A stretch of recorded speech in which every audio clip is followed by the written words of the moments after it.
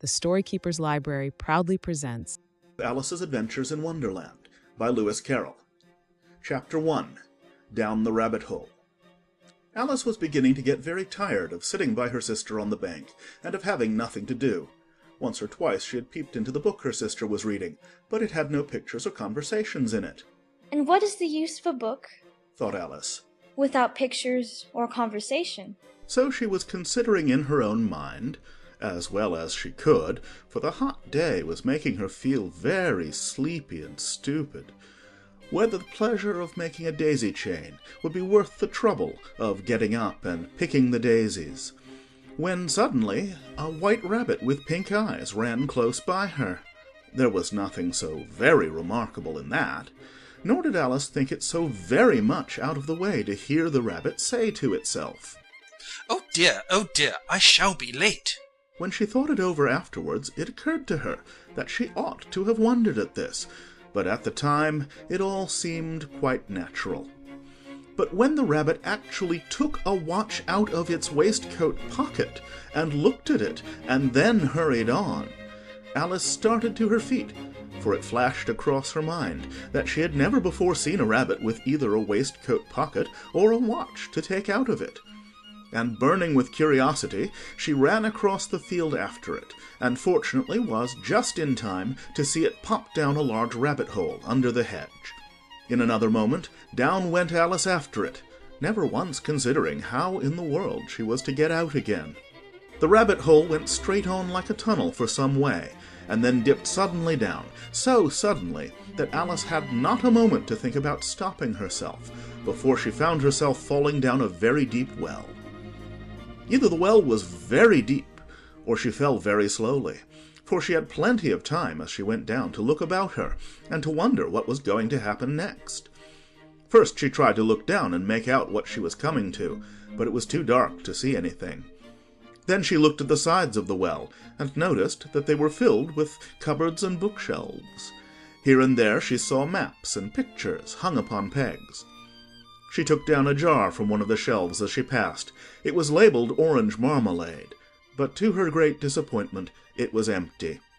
She did not like to drop the jar for fear of killing somebody, so managed to put it into one of the cupboards as she fell past it.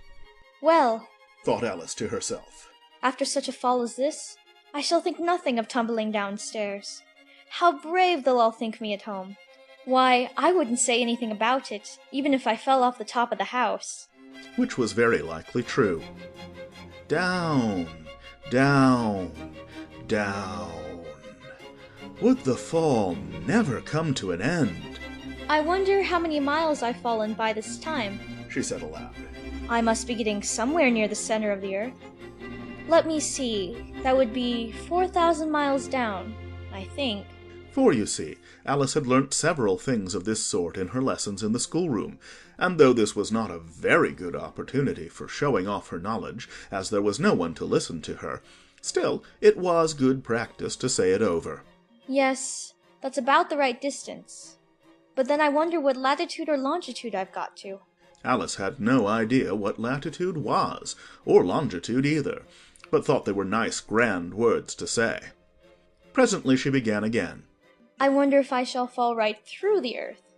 How funny it'll seem to come out among the people that walk with their heads downward. The antipathies, I think. She was rather glad there was no one listening this time, as it didn't sound at all the right word. But I shall have to ask them what the name of the country is, you know. Please, ma'am, is this New Zealand or Australia? And she tried to curtsy as she spoke. Fancy curtsying as you're falling through the air. Do you think you could manage it? And what an ignorant little girl she'll think me for asking. No, it'll never do to ask. Perhaps I shall see it written up somewhere. Down, down, down. There was nothing else to do, so Alice soon began talking again. Dinah'll miss me very much tonight, I should think. Dinah was the cat. I hope they'll remember her saucer of milk at tea time. Dinah, my dear, I wish you were down here with me. There are no mice in the air, I'm afraid, but you might catch a bat, and that's very like a mouse, you know. But do cats eat bats, I wonder? And here Alice began to get rather sleepy, and went on saying to herself in a dreamy sort of way, Do cats eat bats? Do cats eat bats? and sometimes, Do bats eat cats? for, you see, as she couldn't answer either question, it didn't much matter which way she put it. She felt that she was dozing off, and had just begun to dream that she was walking hand in hand with Dinah, and saying to her very earnestly, Now, Dinah, tell me the truth. Did you ever eat a bat? when suddenly thump, thump, down she came upon a heap of sticks and dry leaves, and the fall was over. Alice was not a bit hurt, and she jumped up onto her feet in a moment. She looked up, but it was all dark overhead. Before her was another long passage, and the White Rabbit was still in sight, hurrying down it. There was not a moment to be lost. Away went Alice like the wind, and was just in time to hear it say, as it turned a corner, Oh, my ears and whiskers! How late it's getting! She was close behind it when she turned the corner, but the rabbit was no longer to be seen. She found herself in a long, low hall, which was lit up by a row of lamps hanging from the roof. There were doors all round the hall, but they were all locked, and when Alice had been all the way down one side and up the other, trying every door, she walked sadly down the middle, wondering how she was ever to get out again. Suddenly she came upon a little three-legged table, all made of solid glass.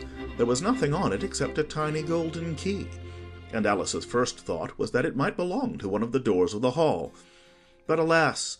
Either the locks were too large or the key was too small, but at any rate it would not open any of them. However, on the second time round she came upon a low curtain she had not noticed before, and behind it was a little door, about 15 inches high. She tried the little golden key in the lock, and to her great delight it fitted. Alice opened the door and found that it led into a small passage, not much larger than a rat-hole.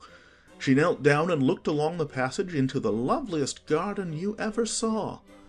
How she longed to get out of that dark hall, and wander about among those beds of bright flowers and those cool fountains. But she could not even get her head through the doorway, And even if my head would go through, thought poor Alice. it would be of very little use without my shoulders. Oh, how I wish I could shut up like a telescope. I think I could, if I only know how to begin. For, you see, so many out-of-the-way things had happened lately that Alice had begun to think that very few things indeed were really impossible. There seemed to be no use in waiting by the little door, so she went back to the table, half hoping she might find another key on it, or at any rate a book of rules for shutting people up like telescopes. This time she found a little bottle on it, Which certainly was not here before. said Alice. And round the neck of the bottle was a paper label with the words "Drink Me" beautifully printed on it in large letters. It was all very well to say "Drink Me," but the wise little Alice was not going to do that in a hurry. No, I'll look first, She said, and see whether it's marked poison or not. for she had read several nice little histories about children who had got burnt and eaten up by wild beasts and other unpleasant things, all because they would not remember the simple rules their friends had taught them, such as that a red-hot poker will burn you if you hold it too long, and that if you cut your finger very deeply with a knife it usually bleeds, and she had never forgotten that, if you drink much from a bottle marked poison, it is almost certain to disagree with you sooner or later. However, this bottle was not marked poison, so Alice ventured to taste it, and finding it very nice, it had in fact a sort of mixed flavor of cherry tart, custard, pineapple, roast turkey, toffee, and hot buttered toast. She very soon finished it off. What a curious feeling. Said Alice. I must be shutting up like a telescope. And so it was indeed. She was now only 10 inches high, and her face brightened up at the thought that she was now the right size for going through the little door into that lovely garden. First, however, she waited for a few minutes to see if she was going to shrink any further. She felt a little nervous about this, For it might end, you know, said Alice to herself. in my going out altogether, like a candle. I wonder what I should be like then. And she tried to fancy what the flame of a candle is like after the candle is blown out, for she could not remember ever having seen such a thing. After a while, Finding that nothing more happened, she decided on going into the garden at once. But, alas for poor Alice! When she got to the door, she found she had forgotten the little golden key, and when she went back to the table for it, she found she could not possibly reach it.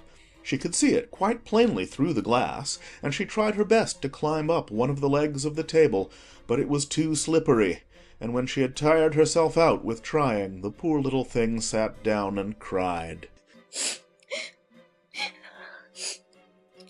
Come, there's no use in crying like that, said Alice to herself rather sharply. I advise you to leave off this minute. She generally gave herself very good advice, though she very seldom followed it, and sometimes she scolded herself so severely as to bring tears into her eyes. And once she remembered trying to box her own ears for having cheated herself in a game of croquet she was playing against herself, for this curious child was very fond of pretending to be two people. But it's no use now, thought poor Alice, to pretend to be two people. Why, there's hardly enough of me left to make one respectable person. Soon her eye fell on a little glass box that was lying under the table. She opened it, and found in it a very small cake, on which the words, "Eat me," were beautifully marked in currants. Well, I'll eat it, said Alice. And if it makes me grow larger, I can reach the key, and if it makes me grow smaller, I can creep under the door. So either way, I'll get into the garden, and I don't care which happens. She ate a little bit and said anxiously to herself, Which way? Which way? holding her hand on the top of her head to feel which way it was growing, and she was quite surprised to find that she remained the same size. To be sure, this generally happens when one eats cake, but Alice had got so much into the way of expecting nothing but out-of-the-way things to happen that it seemed quite dull and stupid for life to go on in the common way. So she set to work, and very soon finished off the cake. Chapter 2. The Pool of Tears. Curiouser and curiouser, cried Alice. She was so much surprised that for the moment she quite forgot how to speak good English. Now I'm opening out like the largest telescope that ever was. Goodbye, feet. For when she looked down at her feet, they seemed to be almost out of sight, they were getting so far off. Oh, my poor little feet. I wonder who will put on your shoes and stockings for you now, dears. I'm sure I shan't be able. I shall be a great deal too far off to trouble myself about you. You must manage the best way you can, but I must be kind to them, thought Alice. Or perhaps they won't walk the way I want to go. Let me see. I'll give them a new pair of boots every Christmas. And she went on planning to herself how she would manage it. They must go by the carrier, and how funny it'll seem, sending presents to one's own feet, and how odd the directions will look. Alice's right foot, Esquire, hearthrug, near the fender, with Alice's love. Oh dear, what nonsense I'm talking. Just then her head struck against the roof of the hall. In fact, she was now more than 9 feet high, and she at once took up the little golden key and hurried off to the garden door. Poor Alice! It was as much as she could do, lying down on one side, to look through into the garden with one eye, but to get through was more hopeless than ever. She sat down and began to cry again. You ought to be ashamed of yourself, said Alice. A great girl like you. She might well say this. To go on crying in this way? Stop this moment, I tell you. But she went on all the same, shedding gallons of tears until there was a large pool all round her, about 4 inches deep and reaching half down the hall. After a time she heard a little pattering of feet in the distance, and she hastily dried her eyes to see what was coming. It was the White Rabbit returning, splendidly dressed, with a pair of white kid gloves in one hand and a large fan in the other. He came trotting along in a great hurry, muttering to himself as he came. Oh, the Duchess, the Duchess! Oh, won't she be savage if I keep her waiting? Alice felt so desperate that she was ready to ask help of anyone. So when the rabbit came near her, she began in a low, timid voice, If you please, sir. The rabbit started violently, dropped the white kid gloves and the fan, and scurried away into the darkness as hard as he could go. Alice took up the fan and gloves, and, as the hall was very hot, she kept fanning herself all the time she went on talking. Dear, dear, how queer everything is today. And yesterday things went on just as usual. I wonder if I've been changed in the night. Let me think. Was I the same when I got up this morning? I almost think I can remember feeling a little different. But if I'm not the same, the next question is, who in the world am I? Ah, that's the great puzzle. And she began thinking over all the children she knew that were of the same age as herself, to see if she could have been changed for any of them. I'm sure I'm not Ada, She said, for her hair goes in such long ringlets, and mine doesn't go in ringlets at all. And I'm sure I can't be Mabel, for I know all sorts of things, and she knows such a very little. Besides, she's she, and I'm I, and oh dear, how puzzling it all is. I'll try if I know all the things I used to know. Let me see, 4 times 5 is 12, and 4 times 6 is 13, and 4 times 7 is... Oh dear, I shall never get to 20 at that rate. However, the multiplication table doesn't signify. Let's try geography. London is the capital of Paris, and Paris is the capital of Rome, and Rome... No, that's all wrong, I'm certain.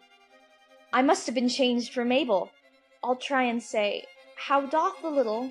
and she crossed her hands on her lap as if she were saying lessons, and began to repeat it, but her voice sounded hoarse and strange, and the words did not come the same as they used to do. How doth the little crocodile improve his shining tail, and pour the waters of the Nile on every golden scale? How cheerfully he seems to grin, how neatly spread his claws, and welcome little fishes in with gently smiling jaws. I'm sure those are not the right words, said poor Alice, and her eyes filled with tears again as she went on. I must be Mabel after all. I shall have to go and live in that poky little house and have next to no toys to play with, and oh, ever so many lessons to learn. No, I've made up my mind about it. If I'm Mabel, I'll stay down here. It'll be no use their putting their heads down and saying, "Come up again, dear." I shall only look up and say, "Who am I then?" Tell me that first, and then, if I like being that person, I'll come up. If not, I'll stay down here till I'm somebody else. But, oh dear. cried Alice with a sudden burst of tears. I do wish they would put their heads down. I am so very tired of being all alone here. As she said this, she looked down at her hands, and was surprised to see that she had put on one of the rabbit's little white kid gloves while she was talking. How can I have done that? She thought. I must be growing small again. She got up and went to the table to measure herself by it, and found that, as nearly as she could guess, she was now about 2 feet high, and was going on shrinking rapidly. She soon found out that the cause of this was the fan she was holding, and she dropped it hastily just in time to avoid shrinking away altogether. That was a narrow escape, said Alice, a good deal frightened at the sudden change, but very glad to find herself still in existence. And now for the garden. And she ran with all speed back to the little door, but alas, the little door was shut again, and the little golden key was lying on the glass table as before. And things are worse than ever, thought the poor child. For I never was so small as this before, never. And I declare it's too bad, that it is.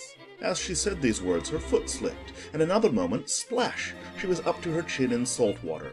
Her first idea was that she had somehow fallen into the sea. And in that case, I can go back by railway, she said to herself. Alice had been to the seaside once in her life, and had come to the general conclusion that wherever you go to on the English coast, you find a number of bathing machines in the sea, some children digging in the sand with wooden spades, then a row of lodging-houses, and behind them a railway station. However, she soon made out that she was in the pool of tears which she had wept when she was 9 feet high. I wish I hadn't cried so much, said Alice, as she swam about trying to find her way out. I shall be punished for it now, I suppose, by being drowned in my own tears. That will be a queer thing, to be sure. However, everything is queer today. Just then she heard something splashing about in the pool a little way off, and she swam nearer to make out what it was. At first she thought it must be a walrus or hippopotamus, but then she remembered how small she was now, and she soon made out that it was only a mouse that had slipped in like herself. Would it be of any use now, thought Alice, to speak to this mouse? Everything is so out of the way down here that I should think very likely it can talk. At any rate, there's no harm in trying. So she began, Oh, mouse, do you know the way out of this pool? I am very tired of swimming about here. Oh, mouse, Alice thought this must be the right way of speaking to a mouse. She had never done such a thing before, but she remembered having seen in her brother's Latin grammar, "A mouse, of a mouse, to a mouse, a mouse, O mouse." The mouse looked at her rather inquisitively, and seemed to her to wink with one of its little eyes, but it said nothing. Perhaps it doesn't understand English, thought Alice. I dare say it's a French mouse, come over with William the Conqueror. For with all her knowledge of history, Alice had no very clear notion how long ago anything had happened. So she began again. Où est ma chatte? Which was the first sentence in her French lesson book. The mouse gave a sudden leap out of the water and seemed to quiver all over with fright. Oh, I beg your pardon, cried Alice hastily, afraid that she had hurt the poor animal's feelings. I quite forgot you didn't like cats. Not like cats? cried the mouse in a shrill, passionate voice. Would you like cats if you were me? Well, perhaps not, said Alice in a soothing tone. Don't be angry about it. And yet, I wish I could show you our cat Dinah. I think you'd take a fancy to cats if you could only see her. She is such a dear, quiet thing. Alice went on, half to herself, as she swam lazily about in the pool. And she sits purring so nicely by the fire, licking her paws and washing her face. And she is such a nice, soft thing to nurse. And she's such a capital one for catching mice. Oh, I beg your pardon, cried Alice again, for this time the mouse was bristling all over, and she felt certain it must be really offended. We won't talk about her any more, if you'd rather not. We indeed, cried the mouse, who was trembling down to the end of his tail. As if I would talk on such a subject. Our family always hated cats. Nasty, low, vulgar things. Don't let me hear the name again. I won't indeed, said Alice in a great hurry to change the subject of conversation. Are you fond of dogs? The mouse did not answer, so Alice went on eagerly. There is such a nice little dog near our house I should like to show you. A little bright-eyed terrier, you know, with, such long, curly brown hair. And it'll fetch things when you throw them, and it'll sit up and beg for its dinner, and all sorts of things. I can't remember half of them. And it belongs to a farmer, you know, and he says it's so useful, it's worth £100. He says it kills all the rats and, oh dear, cried Alice in a sorrowful tone. I'm afraid I've offended it again. For the mouse was swimming away from her as hard as it could go, and making quite a commotion in the pool as it went. So she called softly after it. Mouse, dear, do come back again, and we won't talk about cats or dogs either, if you don't like them. When the mouse heard this, it turned round and swam slowly back to her. Its face was quite pale, with passion, Alice thought, and it said in a low, trembling voice, Let us get to the shore, and then I'll tell you my history, and you'll understand why it is I hate cats and dogs. It was high time to go, for the pool was getting quite crowded with the birds and animals that had fallen into it. There were a duck and a dodo, a lory and an eaglet, and several other curious creatures. Alice led the way, and the whole party swam to the shore. Chapter 2. The Pool of Tears. Curiouser and curiouser, cried Alice. She was so much surprised that for the moment she quite forgot how to speak good English. Now I'm opening out like the largest telescope that ever was. Goodbye, feet. For when she looked down at her feet, they seemed to be almost out of sight, they were getting so far off. Oh, my poor little feet. I wonder who will put on your shoes and stockings for you now, dears. I'm sure I shan't be able. I shall be a great deal too far off to trouble myself about you. You must manage the best way you can. But I must be kind to them, thought Alice. Or perhaps they won't walk the way I want to go. Let me see. I'll give them a new pair of boots every Christmas. And she went on planning to herself how she would manage it. They must go by the carrier. And how funny it'll seem, sending presents to one's own feet. And how odd the directions will look. Alice's right foot, Esquire, hearthrug, near the fender, with Alice's love. Oh dear, what nonsense I'm talking. Just then her head struck against the roof of the hall. In fact, she was now more than 9 feet high, and she at once took up the little golden key and hurried off to the garden door. Poor Alice! It was as much as she could do, lying down on one side, to look through into the garden with one eye, but to get through was more hopeless than ever. She sat down and began to cry again. You ought to be ashamed of yourself, said Alice. a great girl like you. She might well say this. To go on crying in this way? Stop this moment, I tell you. But she went on all the same, shedding gallons of tears until there was a large pool all round her, about 4 inches deep and reaching half down the hall. After a time she heard a little pattering of feet in the distance, and she hastily dried her eyes to see what was coming. It was the White Rabbit returning, splendidly dressed, with a pair of white kid gloves in one hand and a large fan in the other. He came trotting along in a great hurry, muttering to himself as he came. Oh, the Duchess, the Duchess! Oh, won't she be savage if I keep her waiting? Alice felt so desperate that she was ready to ask help of anyone. So when the rabbit came near her, she began in a low, timid voice, If you please, sir. The rabbit started violently, dropped the white kid gloves and the fan, and scurried away into the darkness as hard as he could go. Alice took up the fan and gloves, and, as the hall was very hot, she kept fanning herself all the time she went on talking. Dear, dear, how queer everything is today. And yesterday things went on just as usual. I wonder if I've been changed in the night. Let me think.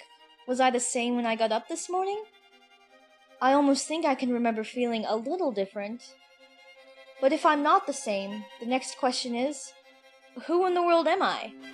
Ah, that's the great puzzle.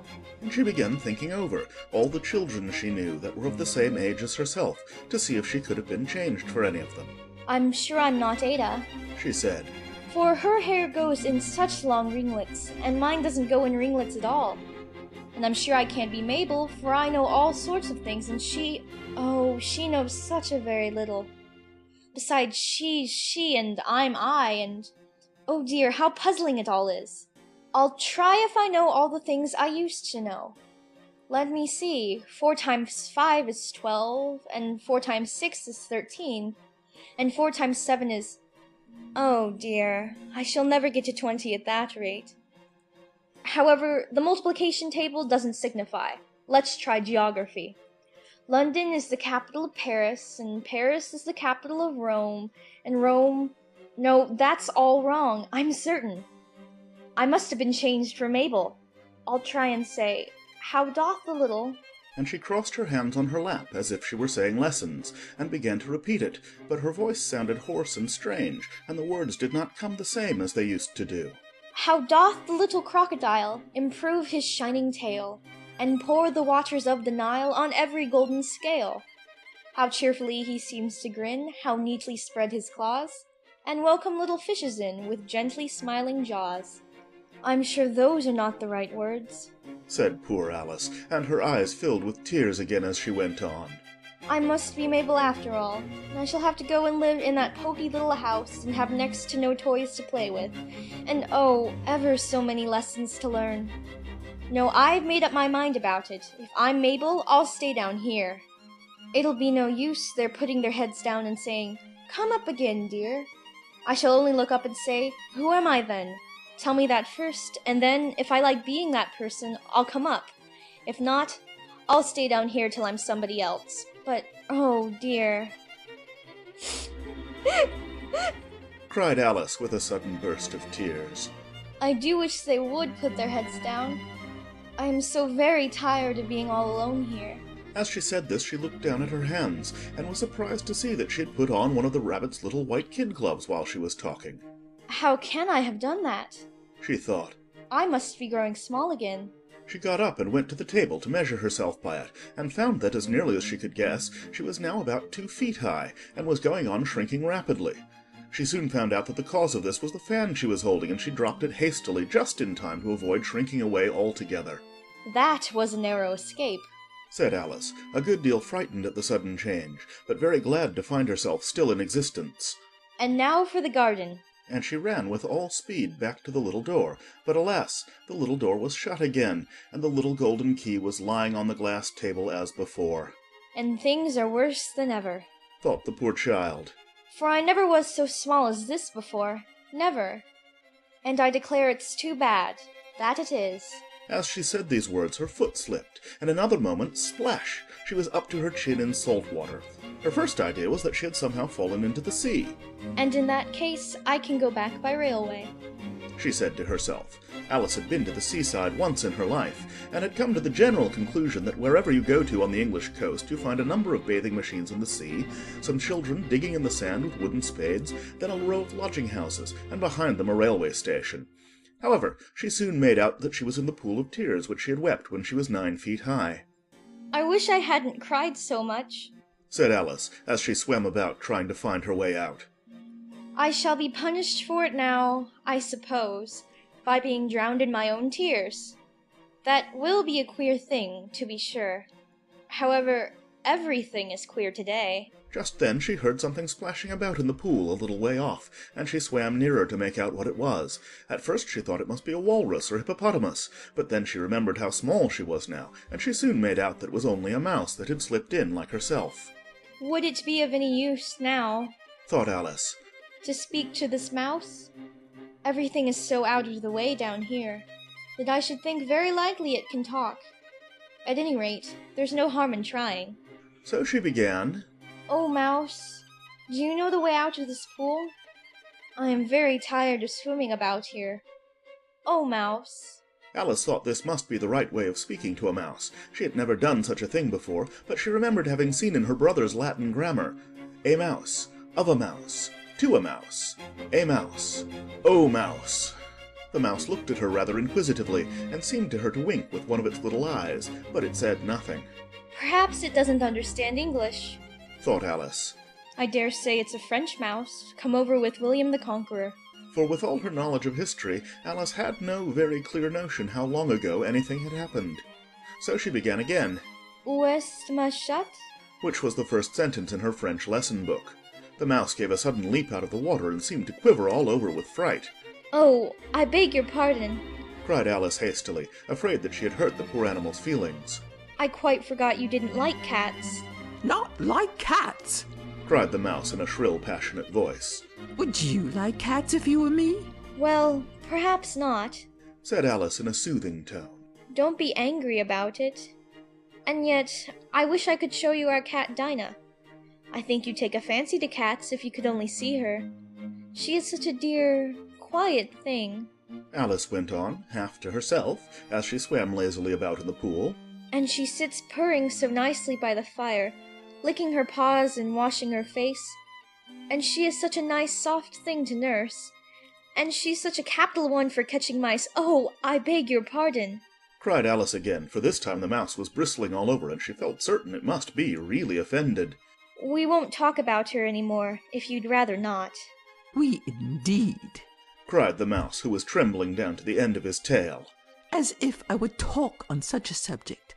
Our family always hated cats. Nasty, low, vulgar things. Don't let me hear the name again. I won't indeed.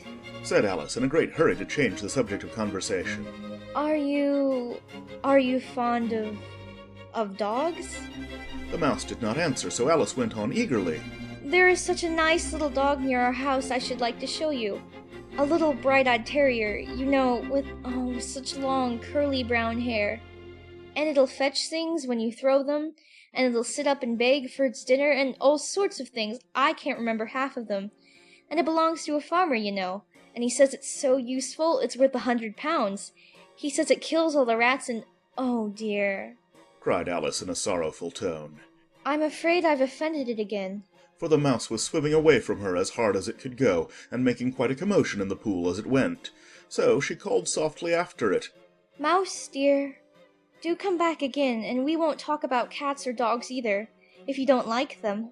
When the mouse heard this, it turned round and swam slowly back to her. Its face was quite pale, with passion, Alice thought, and it said in a low, trembling voice, Let us get to the shore, and then I'll tell you my history, and you'll understand why it is I hate cats and dogs. It was high time to go, for the pool was getting quite crowded with the birds and animals that had fallen into it. There were a duck and a dodo, a lory and an eaglet, and several other curious creatures. Alice led the way, and the whole party swam to the shore. Chapter 3. A Caucus Race and a Long Tail. They were indeed a queer-looking party that assembled on the bank, the birds with draggled feathers, the animals with their fur clinging close to them, and all dripping wet, cross, and uncomfortable. The first question, of course, was how to get dry again. They had a consultation about this, and after a few minutes it seemed quite natural to Alice to find herself talking familiarly with them, as if she had known them all her life. Indeed, she had quite a long argument with the Lory, who at last turned sulky and would only say, I am older than you, and must know better. Ah! And this Alice would not allow without knowing how old it was, and, as the Lory positively refused to tell its age, there was no more to be said. At last the Mouse, who seemed to be a person of authority among them, called out, Sit down, all of you, and listen to me. I'll soon make you dry enough. They all sat down at once in a large ring with the Mouse in the middle. Alice kept her eyes anxiously fixed on it, for she felt sure she would catch a bad cold if she did not get dry very soon. Said the Mouse with an important air. Are you all ready? This is the driest thing I know. Silence all round, if you please. William the Conqueror, whose cause was favoured by the Pope, was soon submitted to by the English, who wanted leaders and had been of late much accustomed to usurpation and conquest. Edward and Morcar, the Earls of Mercia and Northumbria. Ooh. Said the Lory with a shiver. I beg your pardon. Said the Mouse, frowning, but very politely. Did you speak? Not I. Ah! Said the Lory hastily. I thought you did. Said the Mouse. I proceed. Edwin and Morcar, the Earls of Mercia and Northumbria, declared for him, and even Stigand, the patriotic Archbishop of Canterbury, found it advisable. Found what?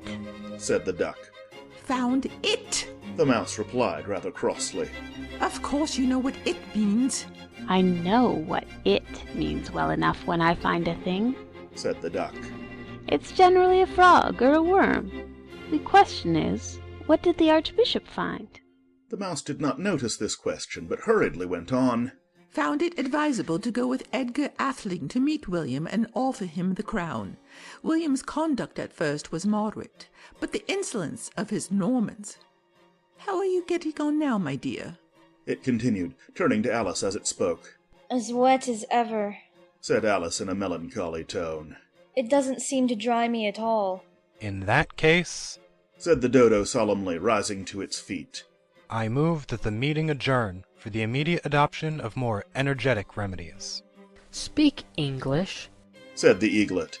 I don't know the meaning of half those long words. And, what's more, I don't believe you do either. And the Eaglet bent down its head to hide a smile. Some of the other birds tittered audibly. What I was going to say, said the Dodo in an offended tone, was that the best thing to get us dry would be a caucus race. What is a caucus race? Said Alice. Not that she wanted much to know, but the Dodo had paused as if it thought that somebody ought to speak, and no one else seemed inclined to say anything. Why, said the Dodo, the best way to explain it is to do it. And, as you might like to try the thing yourself some winter day, I will tell you how the Dodo managed it.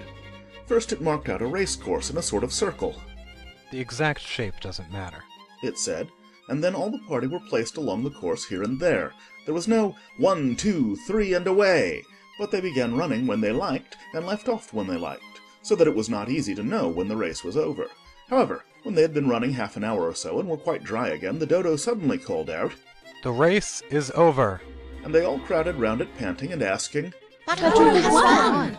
This question the Dodo could not answer without a great deal of thought, and it sat for a long time with one finger pressed upon its forehead, the position in which you usually see Shakespeare in the pictures of him, while the rest waited in silence. At last the Dodo said, Everybody has won, and all must have prizes. But who is to give the prizes? Quite a chorus of voices asked. Why, she, of course, said the Dodo, pointing to Alice with one finger, and the whole party at once crowded round her, calling out in a confused way, Prizes! Alice had no idea what to do, and in despair she put her hand in her pocket and pulled out a box of comfits. Luckily the salt water had not got into it, and handed them round as prizes. There was exactly one apiece all round. But she must have a prize herself, you know, said the Mouse. Of course. The Dodo replied very gravely. What else have you got in your pocket? He went on, turning to Alice. Only a thimble, said Alice sadly. Hand it over here, said the Dodo. Then they all crowded round her once more, while the Dodo solemnly presented the thimble, saying, we beg your acceptance of this elegant thimble. And when it had finished this short speech, they all cheered. Alice thought the whole thing very absurd, but they all looked so grave that she did not dare to laugh, and as she could not think of anything to say, she simply bowed and took the thimble, looking as solemn as she could. The next thing was to eat the comfits. This caused some noise and confusion, as the large birds complained that they could not taste theirs, and the small ones choked and had to be patted on the back. However, it was over at last, and they sat down again in a ring and begged the mouse to tell them something more. You promised to tell me your history, you know, said Alice. and why it is you hate C and D. She added in a whisper, half afraid that it would be offended again. Mine is a long and sad tale, said the mouse, turning to Alice and sighing. It is a long tale, certainly. Said Alice, looking down with wonder at the mouse's tail. But why do you call it sad?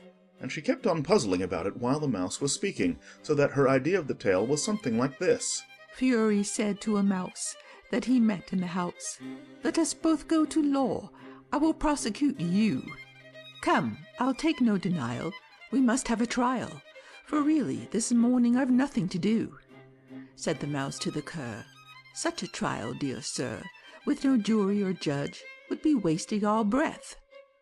"I'll be judge, I'll be jury," said cunning old Fury. "I'll try the whole cause and condemn you to death." "You are not attending," said the mouse to Alice severely. "What are you thinking of?" I beg your pardon. Said Alice very humbly. You had got to the fifth bend, I think. "I had not," cried the mouse sharply and very angrily. A knot? Said Alice, always ready to make herself useful and looking anxiously about her. Oh, do let me help to undo it. "I shall do nothing of the sort," said the mouse, getting up and walking away. "You insult me by talking such nonsense." I didn't mean it. Pleaded poor Alice. But you're so easily offended, you know. The mouse only growled in reply. Oh. Please, come back and finish your story. Alice called after it, and the others all joined in chorus. Yes, please do.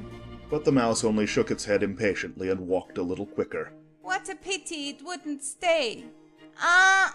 Sighed the Lory as soon as it was quite out of sight, and an old crab took the opportunity of saying to her daughter, "Ah, my dear, let this be a lesson to you, never to lose your temper." "Hold your tongue, Ma. said the young crab a little snappishly. You're enough to try the patience of an oyster." I wish I had our Dinah here. I know I do. Said Alice aloud, addressing nobody in particular. She'd soon fetch it back. And who is Dinah, if I might venture to ask the question? Rah! Said the Lory. Alice replied eagerly, for she was always ready to talk about her pet. Dinah's our cat, and she's such a capital one for catching mice you can't think. And oh, I wish you could see her after the birds. Why, she'll eat a little bird as soon as look at it. This speech caused a remarkable sensation among the party. Some of the birds hurried off at once. One old magpie began wrapping itself up very carefully, remarking, "I really must be getting home. The night air doesn't suit my throat." And a canary called out in a trembling voice to its children. "Come away, my dears. It's high time you were all in bed." On various pretexts they all moved off, and Alice was soon left alone. I wish I hadn't mentioned Dinah. She said to herself in a melancholy tone. Nobody seems to like her, down here, and I'm sure she's the best cat in the world. Oh, my dear Dinah, I wonder if I shall ever see you any more. And here poor Alice began to cry again, for she felt very lonely and low-spirited. In a little while, however, she heard again a little pattering of footsteps in the distance, and she looked up eagerly, half hoping that the mouse had changed his mind, and was coming back to finish his story. Chapter 4. The Rabbit Sends in a Little Bill. It was the White Rabbit trotting slowly back again, and looking anxiously about as it went, as if it had lost something, and she heard it muttering to itself. The Duchess, oh my dear paws, oh my fur and whiskers! She'll get me executed, as sure as ferrets are ferrets. Where can I have dropped them, I wonder? Alice guessed in a moment that it was looking for the fan and the pair of white kid gloves, and she very good-naturedly began hunting about for them, but they were nowhere to be seen. Everything seemed to have changed since her swim in the pool, and the great hall, with the glass table and the little door, had vanished completely. Very soon the rabbit noticed Alice as she went hunting about, and called out to her in an angry tone. "Why, Mary Ann, what are you doing out here? Run home this moment and fetch me a pair of gloves and a fan. Quick now!" And Alice was so much frightened that she ran off at once in the direction it pointed to, without trying to explain the mistake it had made. He took me for his housemaid, she said to herself as she ran. How surprised he'll be when he finds out who I am. But I'd better take him his fan and gloves. That is, if I can find them. As she said this, she came upon a neat little house, on the door of which was a bright glass plate with the name W. Rabbit engraved upon it. She went in without knocking and hurried upstairs, in great fear lest she should meet the real Mary Ann, and be turned out of the house before she had found the fan and gloves. How queer it seems, Alice said to herself, to be going messages for a rabbit. I suppose Dinah'll be sending me on messages next. And she began fancying the sort of thing that would happen. Miss Alice, come here directly and get ready for your walk. Coming in a minute, nurse, but I've got to see that the mouse doesn't get out. Only I don't think, Alice went on, that they'd let Dinah stop in the house if it began ordering people about like that. By this time she had found her way into a tidy little room with a table in the window, and on it, as she had hoped, a fan and 2 or 3 pairs of tiny white kid gloves. She took up the fan and a pair of the gloves, and was just going to leave the room when her eye fell upon a little bottle that stood near the looking-glass. There was no label this time with the words "Drink me," but nevertheless she uncorked it and put it to her lips. I know something interesting is sure to happen, she said to herself, whenever I eat or drink anything, so I'll just see what this bottle does. I do hope it'll make me grow large again, for really I'm quite tired of being such a tiny little thing. It did so indeed, and much sooner than she had expected. Before she had drunk half the bottle, she found her head pressing against the ceiling, and had to stoop to save her neck from being broken. She hastily put down the bottle, saying to herself, That's quite enough. I hope I shan't grow any more. As it is, I can't get out at the door. I do wish I hadn't drunk quite so much. Alas, it was too late to wish that. She went on growing, and very soon had to kneel down on the floor. In another minute there was not even room for this, and she tried the effect of lying down, with one elbow against the door and the other arm curled round her head. Still she went on growing, and as a last resource she put one arm out of the window and one foot up the chimney, and said to herself, Now I can do no more, whatever happens. What will become of me? Luckily for Alice, the little magic bottle had now had its full effect, and she grew no larger. Still, it was very uncomfortable, and as there seemed to be no sort of chance of her ever getting out of the room again, no wonder she felt unhappy. It was much pleasanter at home, thought poor Alice, when one wasn't always growing larger and smaller and being ordered about by mice and rabbits. I almost wish I hadn't gone down that rabbit hole, and yet it's rather curious, this sort of life. I do wonder what can have happened to me. When I used to read fairy tales, I fancied that kind of thing never happened, and now here I am in the middle of one. There ought to be a book written about me, that there ought, and when I grow up, I'll write one. But I'm grown up now, she added in a sorrowful tone. At least there's no room to grow up any more here. But then, thought Alice, shall I never get any older than I am now? That'll be a comfort one way, never to be an old woman. But then, always to have lessons to learn. Oh, I shouldn't like that. Oh, you foolish Alice, she answered herself. How can you learn lessons in here? Why, there's hardly room for you, and no room at all for any lesson books. And so she went on, taking first one side and then the other, and making quite a conversation of it altogether. But after a few minutes she heard a voice outside, and stopped to listen. Mary Ann, Mary Ann, said the voice. Fetch me my gloves this moment! Then came a little pattering of feet on the stairs. Alice knew it was the rabbit coming to look for her, and she trembled till she shook the house, quite forgetting that she was now about 1,000 times as large as the rabbit, and had no reason to be afraid of it. Presently the rabbit came up to the door and tried to open it, but as the door opened inwards and Alice's elbow was pressed hard against it, that attempt proved a failure. Alice heard it say to itself, Then I'll go around and get in at the window. That you won't, thought Alice, and after waiting till she fancied she heard the rabbit just under the window, she suddenly spread out her hand and made a snatch in the air. She did not get hold of anything, but she heard a little shriek and a fall and a crash of broken glass, from which she concluded that it was just possible it had fallen into a cucumber frame or something of the sort. Next came an angry voice, the rabbit's. Pat, where are you? And then a voice she had never heard before. Sure then I'm here, digging for apples, Your Honour. Digging for apples, indeed, said the rabbit angrily. Here, come and help me out of this. Sounds of more broken glass. Now tell me, Pat, what's that in the window? Sure, it's an arm, Your Honour. He pronounced it arum. An arm, you goose? Who ever saw one that size? Why, it fills the whole window. Sure it does, Your Honour, but it's an arm for all that. Well, it's got no business there, at any rate. Go and take it away. There was a long silence after this, and Alice could only hear whispers now and then, such as, Sure, I don't like it, Your Honour, at all. Do as I tell you, you coward. And at last she spread out her hand again and made another snatch in the air. This time there were 2 little shrieks and more sounds of broken glass. What a number of cucumber frames there must be, thought Alice. I wonder what they'll do next. As for pulling me out of the window, I only wish they could.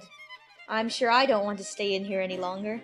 She waited for some time without hearing anything more. At last came a rumbling of little cartwheels, and the sound of a good many voices all talking together. She made out the words, Where's the other letter? Why, I hadn't to bring but one. Bill's got the other. Bill, fetch it here, lad. Here, put 'em up at this corner. No, tie 'em together first. They don't reach half high enough yet. Oh, they'll do well enough. Don't be particular. Here, Bill, catch hold of this rope. Will the roof bear? Mind that loose slate. Oh, it's coming down. Heads below. A loud crash. Now, who did that? It was Bill, I fancy. Who's to go down the chimney? Nay, I shan't. You do it. That I won't then. Bill's to go down. Here, Bill, the master says you're to go down the chimney. Oh, so Bill's got to come down the chimney, has he? Said Alice to herself. Shy, they seem to put everything upon Bill. I wouldn't be in Bill's place for a good deal. This fireplace is narrow, to be sure, but I think I can kick a little.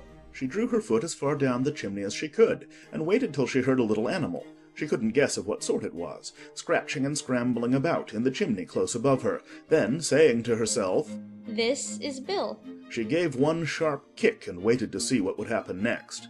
The first thing she heard was a general chorus of, There goes Bill! Then the rabbit's voice along, Catch him, you by the hedge. Then silence, and then another confusion of voices. Hold up his head. Brandy now. Don't choke him. How was it, old fellow? What happened to you? Tell us all about it. Last came a little feeble squeaking voice. That's Bill, thought Alice. Well, I hardly know. No more, thank ye. I'm better now. But I'm a good deal too flustered to tell you. All I know is something comes at me like a jack-in-a-box, and up I goes like a skyrocket. So you did, old fellow, said the others. We must burn the house down, said the rabbit's voice, and Alice called out as loud as she could. If you do, I'll set Dinah at you. There was a dead silence instantly, and Alice thought to herself, I wonder what they will do next. If they had any sense, they'd take the roof off. After a minute or two, they began moving about again, and Alice heard the rabbit say, A barrelful will do, to begin with. A barrow full of what? thought Alice, but she had not long to doubt, for the next moment a shower of little pebbles came rattling in at the window, and some of them hit her in the face. I'll put a stop to this, she said to herself, and shouted out, You better not do that again, which produced another dead silence. Alice noticed with some surprise that the pebbles were all turning into little cakes as they lay on the floor, and a bright idea came into her head.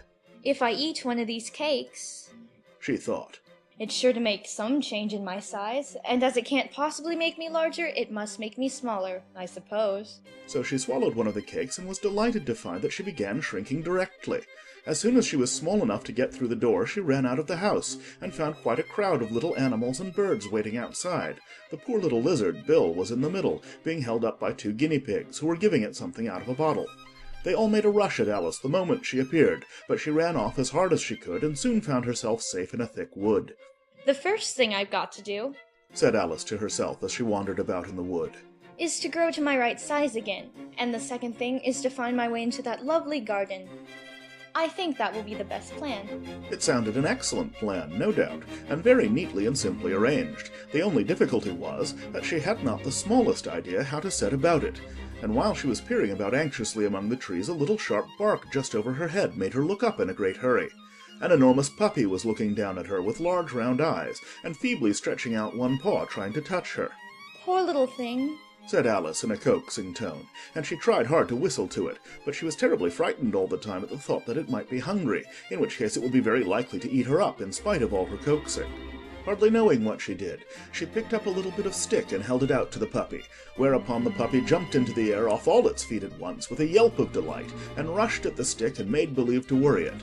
Then Alice dodged behind a great thistle to keep herself from being run over, and the moment she appeared on the other side, the puppy made another rush at the stick and tumbled head over heels in its hurry to get hold of it. Then Alice, thinking it was very like having a game of play with a cart horse, and expecting every moment to be trampled under its feet, ran round the thistle again. Then the puppy began a series of short charges at the stick, running a very little way forwards each time and a long way back, and barking hoarsely all the while, till at last it sat down a good way off panting, with its tongue hanging out of its mouth and its great eyes half shut.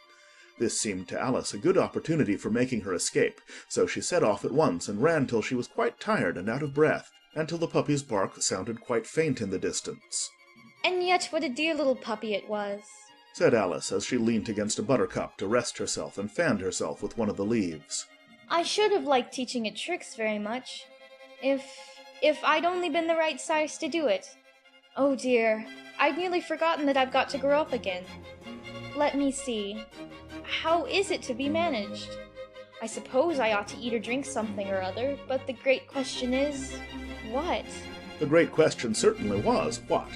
Alice looked all round her at the flowers and the blades of grass, but she did not see anything that looked like the right thing to eat or drink under the circumstances. There was a large mushroom growing near her, about the same height as herself, and when she had looked under it, and on both sides of it, and behind it, it occurred to her that she might as well look and see what was on the top of it. She stretched herself up on tiptoe and peeped over the edge of the mushroom, and her eyes immediately met those of a large caterpillar that was sitting on the top with its arms folded, quietly smoking a long hookah, and taking not the smallest notice of her or of anything else. Chapter 5. Advice from a Caterpillar. The caterpillar and Alice looked at each other for some time in silence. At last the caterpillar took the hookah out of its mouth and addressed her in a languid, sleepy voice. "Who are you?" said the caterpillar. This was not an encouraging opening for a conversation. Alice replied rather shyly. I hardly know, sir, just at present. At least I know who I was when I got up this morning, but I think I must have been changed several times since then. "What do you mean by that?" said the caterpillar sternly. "Explain yourself." I can't explain myself, I'm afraid, sir. said Alice. Because I'm not myself, you see. "I don't see," said the caterpillar. I'm afraid I can't put it more clearly. Alice replied very politely. For I can't understand it myself to begin with, and being so many different sizes in a day is very confusing. "It isn't," said the caterpillar. Well, perhaps you haven't found it so yet, said Alice. But when you have to turn into a chrysalis, you will some day, you know, and then after that into a butterfly, I should think you'll feel it a little queer, won't you? "Not a bit," said the caterpillar. Well, perhaps your feelings may be different, said Alice. All I know is, it would feel very queer to me. "You?" said the caterpillar contemptuously. "Who are you?" Which brought them back again to the beginning of the conversation.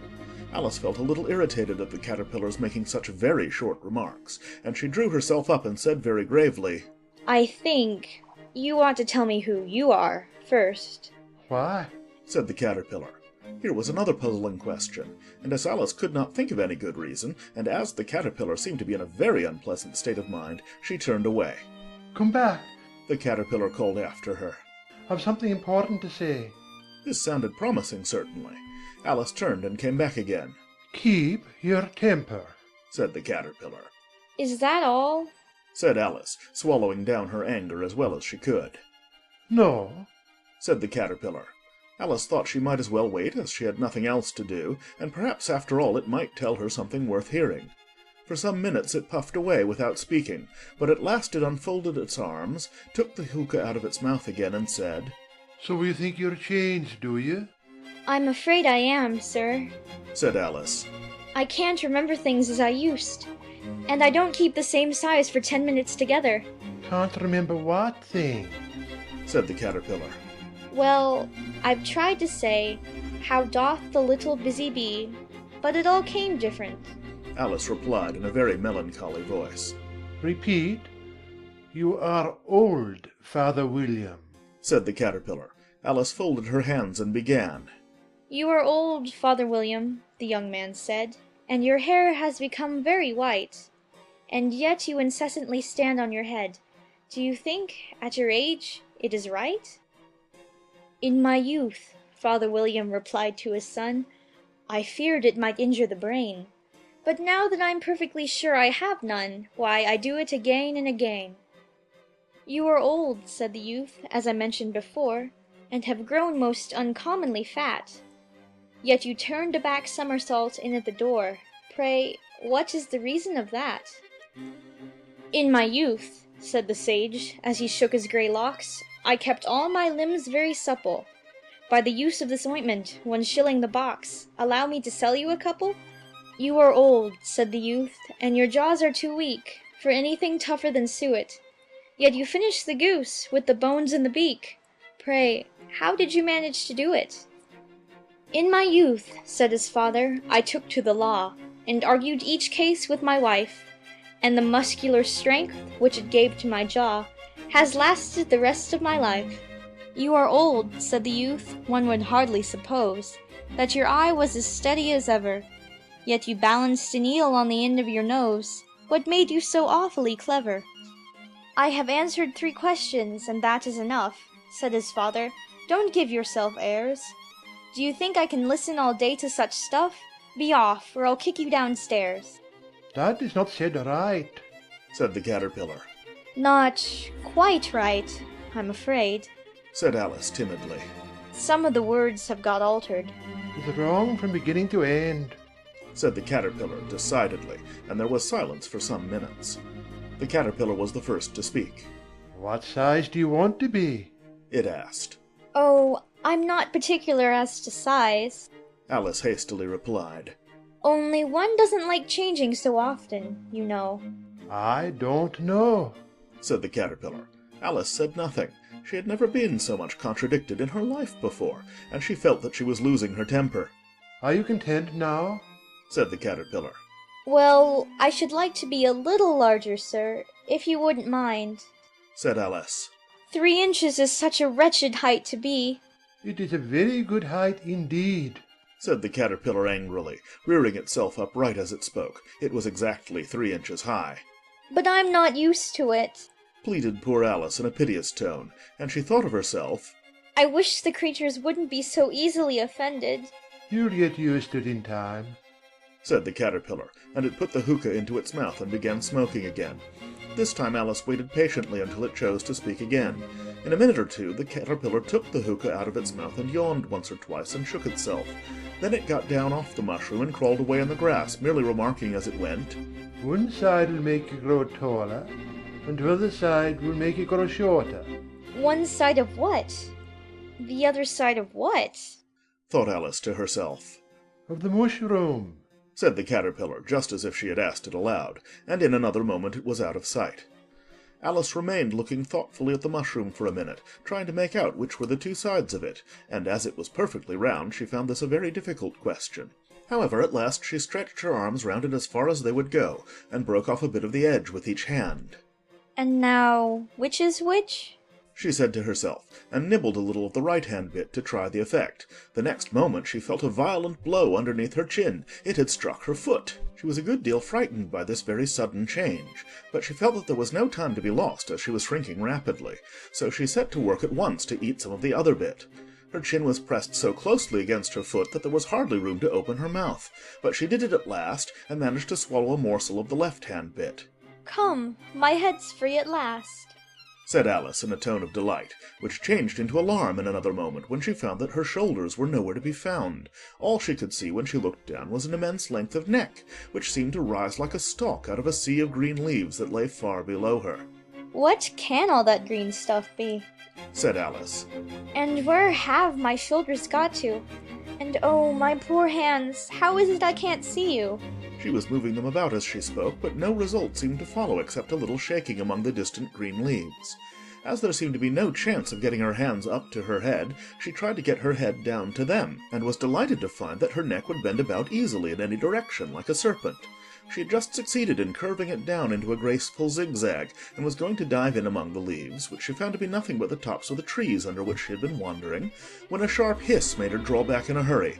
A large pigeon had flown into her face, and was beating her violently with its wings. "Serpent!" screamed the pigeon. I'm not a serpent, said Alice indignantly. Let me alone. "Serpent, I say again," repeated the pigeon, but in a more subdued tone, and added with a kind of sob, "I've tried every way, and nothing seems to suit them." I haven't the least idea what you're talking about, said Alice. "I've tried the roots of trees, and I've tried banks, and I've tried hedges." The pigeon went on without attending to her. "But those serpents, there's no pleasing them." Alice was more and more puzzled, but she thought there was no use in saying anything more till the pigeon had finished. "As if it wasn't trouble enough hatching the eggs," said the pigeon. "but I must be on the lookout for serpents night and day. Why, I haven't had a wink of sleep these 3 weeks." I'm very sorry you've been annoyed, said Alice, who was beginning to see its meaning. "And just as I'd taken the highest tree in the wood," continued the pigeon, raising its voice to a shriek, "and just as I was thinking I should be free of them at last, they must needs come wriggling down from the sky. Oh, serpent!" But I'm not a serpent, I tell you. said Alice.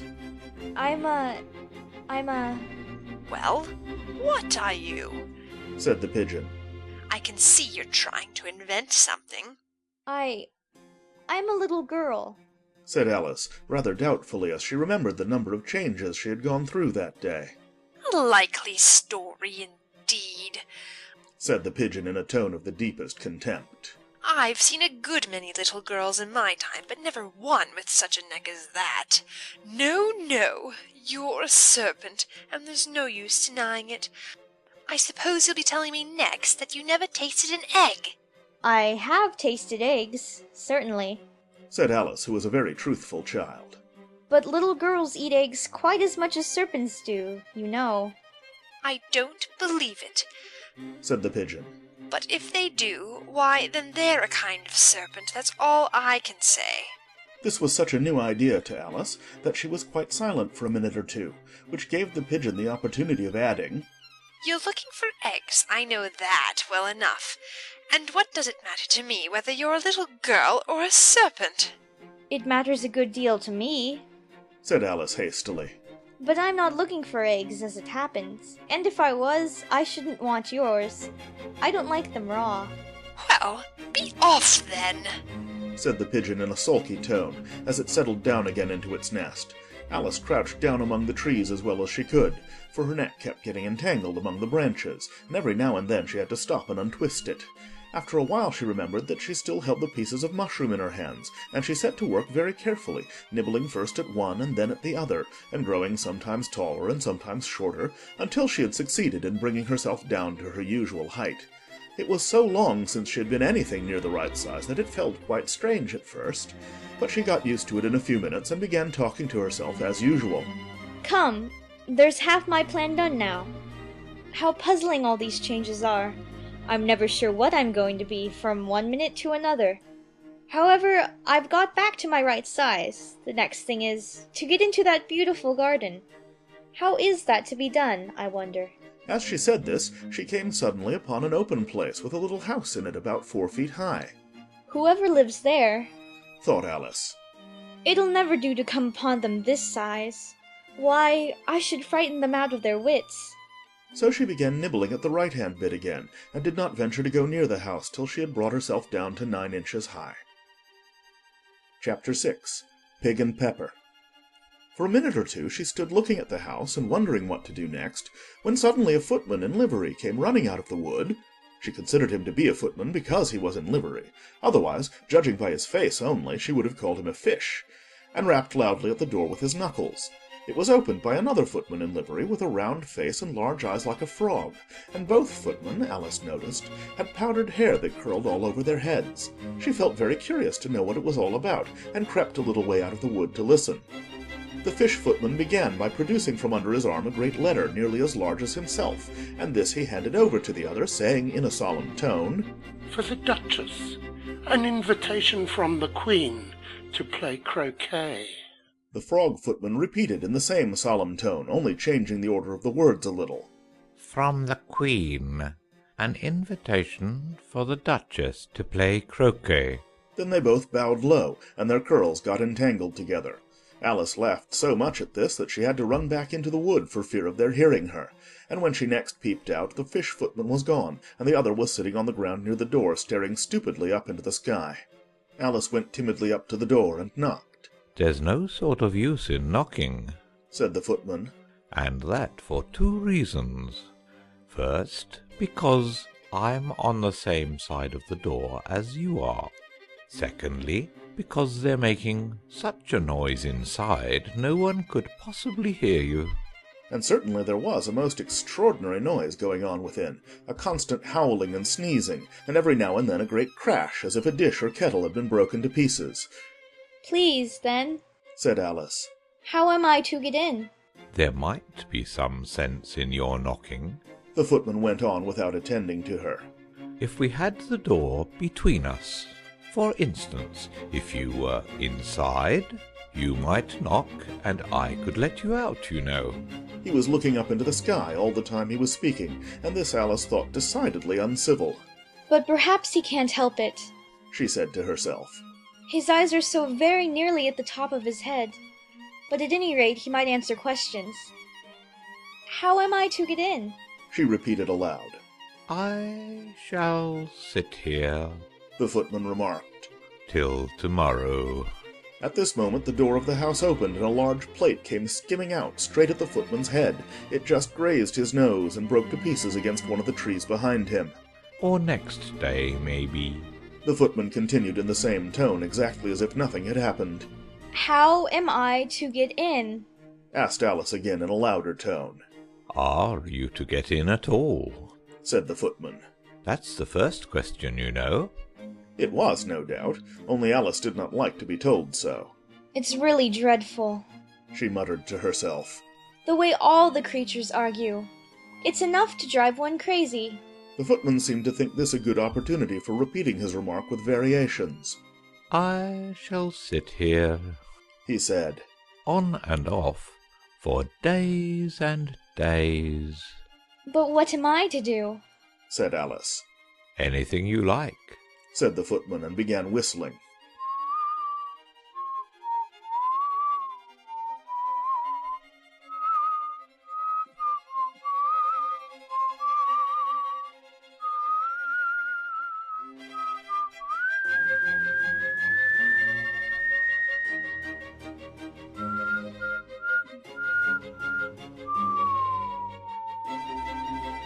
Oh, there's no use in talking to him, said Alice desperately. He's perfectly idiotic. And she opened the door and went in. The door led right into a large kitchen, which was full of smoke from one end to the other. The Duchess was sitting on a 3-legged stool in the middle, nursing a baby. The cook was leaning over the fire, stirring a large cauldron which seemed to be full of soup. There's certainly too much pepper in that soup, Alice said to herself, as well as she could, for sneezing. There was certainly too much of it in the air. Even the Duchess sneezed occasionally, and as for the baby, it was sneezing and howling alternately without a moment's pause. Chew!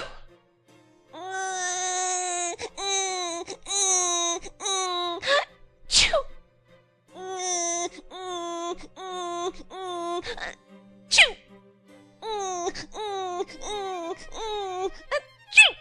The only things in the kitchen that did not sneeze were the cook and a large cat which was sitting on the hearth and grinning from ear to ear. Please, would you tell me, said Alice, a little timidly, for she was not quite sure whether it was good manners for her to speak first, why your cat grins like that? It's a Cheshire cat, said the Duchess. and that's why. Pig! She said the last word with such sudden violence that Alice quite jumped. But she saw in another moment that it was addressed to the baby and not to her, so she took courage and went on again. I didn't know that Cheshire cats always grinned. In fact, I didn't know that cats could grin. Phew! They all can, said the Duchess. and most of 'em do.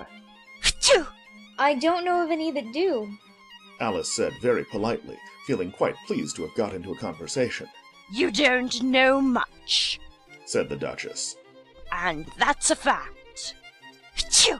Alice did not at all like the tone of this remark, and thought it would be as well to introduce some other subject of conversation. While she was trying to fix on one, the cook took the cauldron of soup off the fire and at once set to work throwing everything within her reach at the Duchess and the baby. The fire irons came first, then followed a shower of saucepans, plates, and dishes.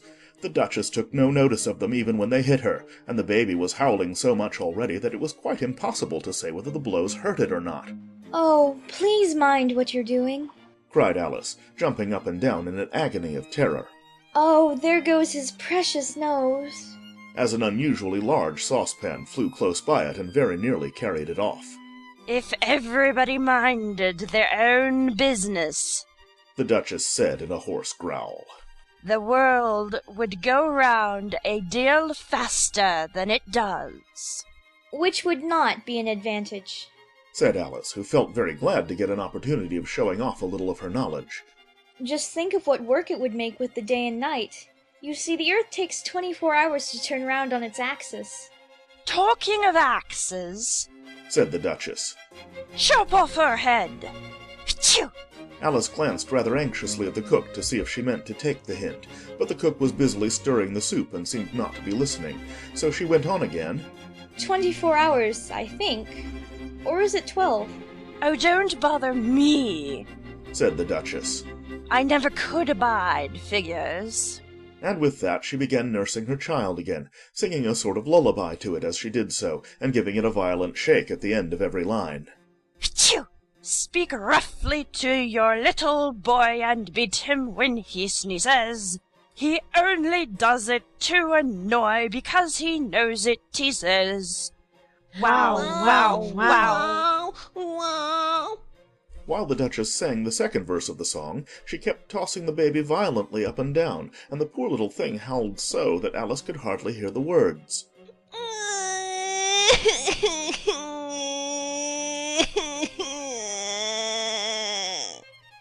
I speak severely to my boy, I beat him when he sneezes, for he can thoroughly enjoy the pepper when he pleases. Wow, wow, wow. Wow. Here, you may nurse it a bit if you like.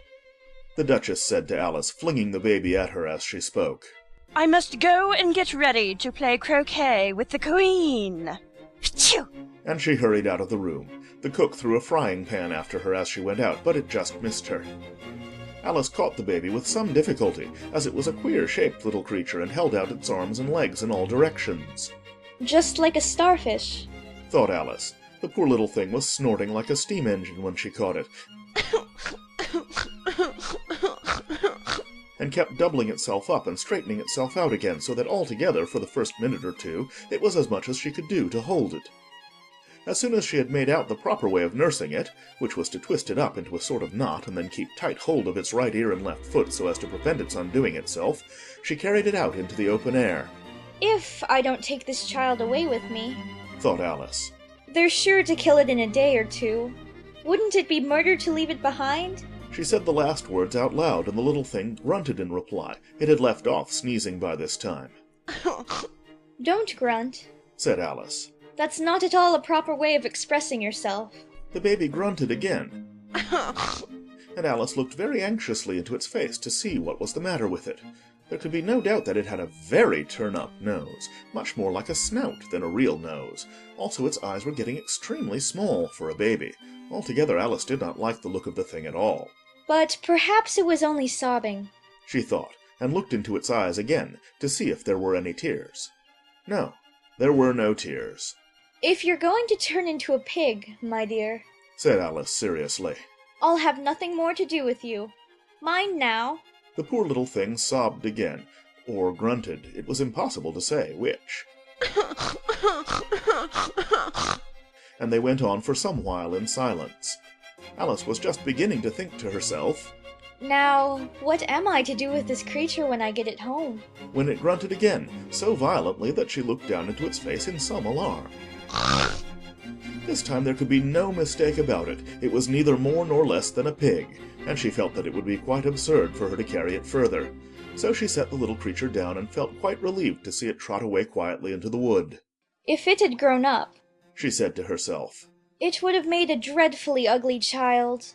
But it makes a rather handsome pig, I think. and she began thinking over other children she knew who might do very well as pigs, and was just saying to herself, If one only knew the right way to change them.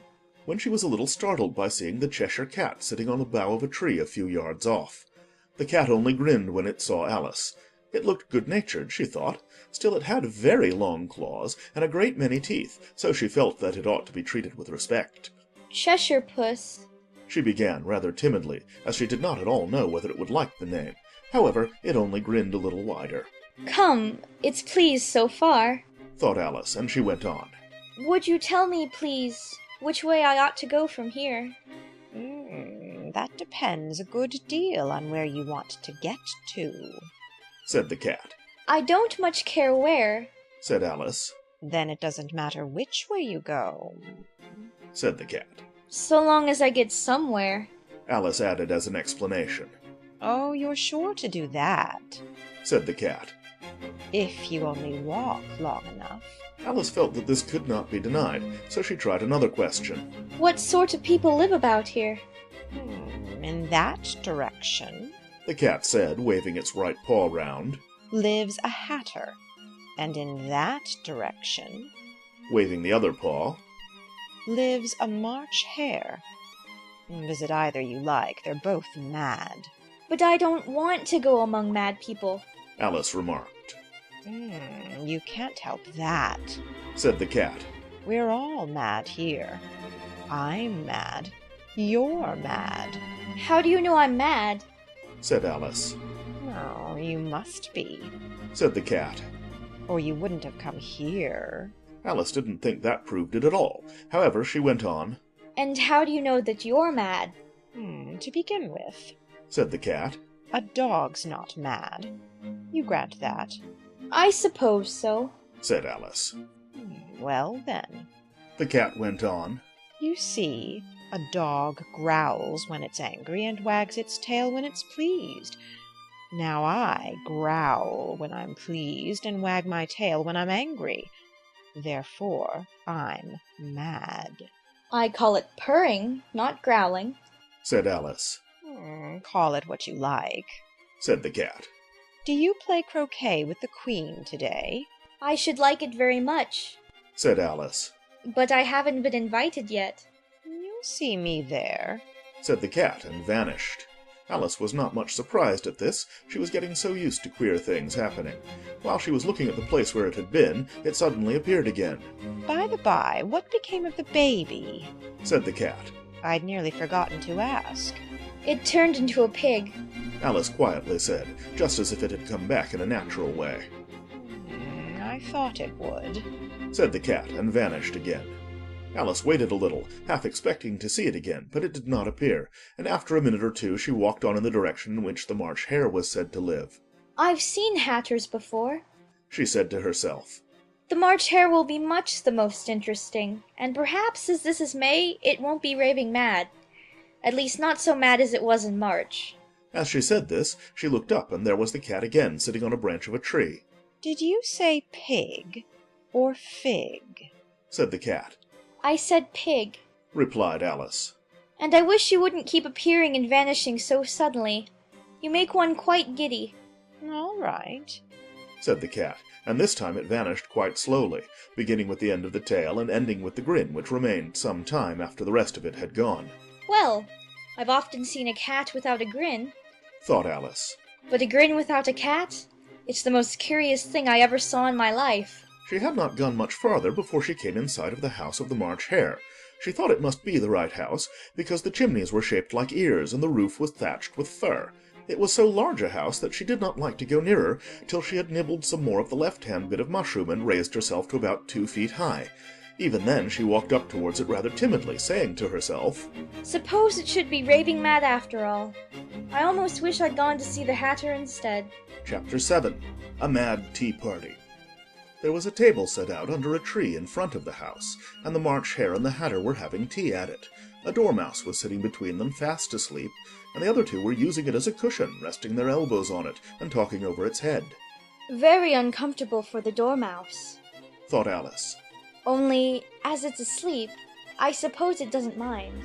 The table was a large one, but the three were all crowded together at one corner of it. No room. No room. They cried out when they saw Alice coming. There's plenty of room, said Alice indignantly, and she sat down in a large armchair at one end of the table. Have some wine, the March Hare said, in an encouraging tone. Alice looked all round the table, but there was nothing on it but tea. I don't see any wine, she remarked. There isn't any, said the March Hare. Then it wasn't very civil of you to offer it, said Alice angrily. It wasn't very civil of you to sit down without being invited, said the March Hare. I didn't know it was your table, said Alice. It's laid for a great many more than 3. Your hair wants cutting, said the Hatter. He had been looking at Alice for some time with great curiosity, and this was his first speech. You should learn not to make personal remarks, Alice said with some severity. It's very rude.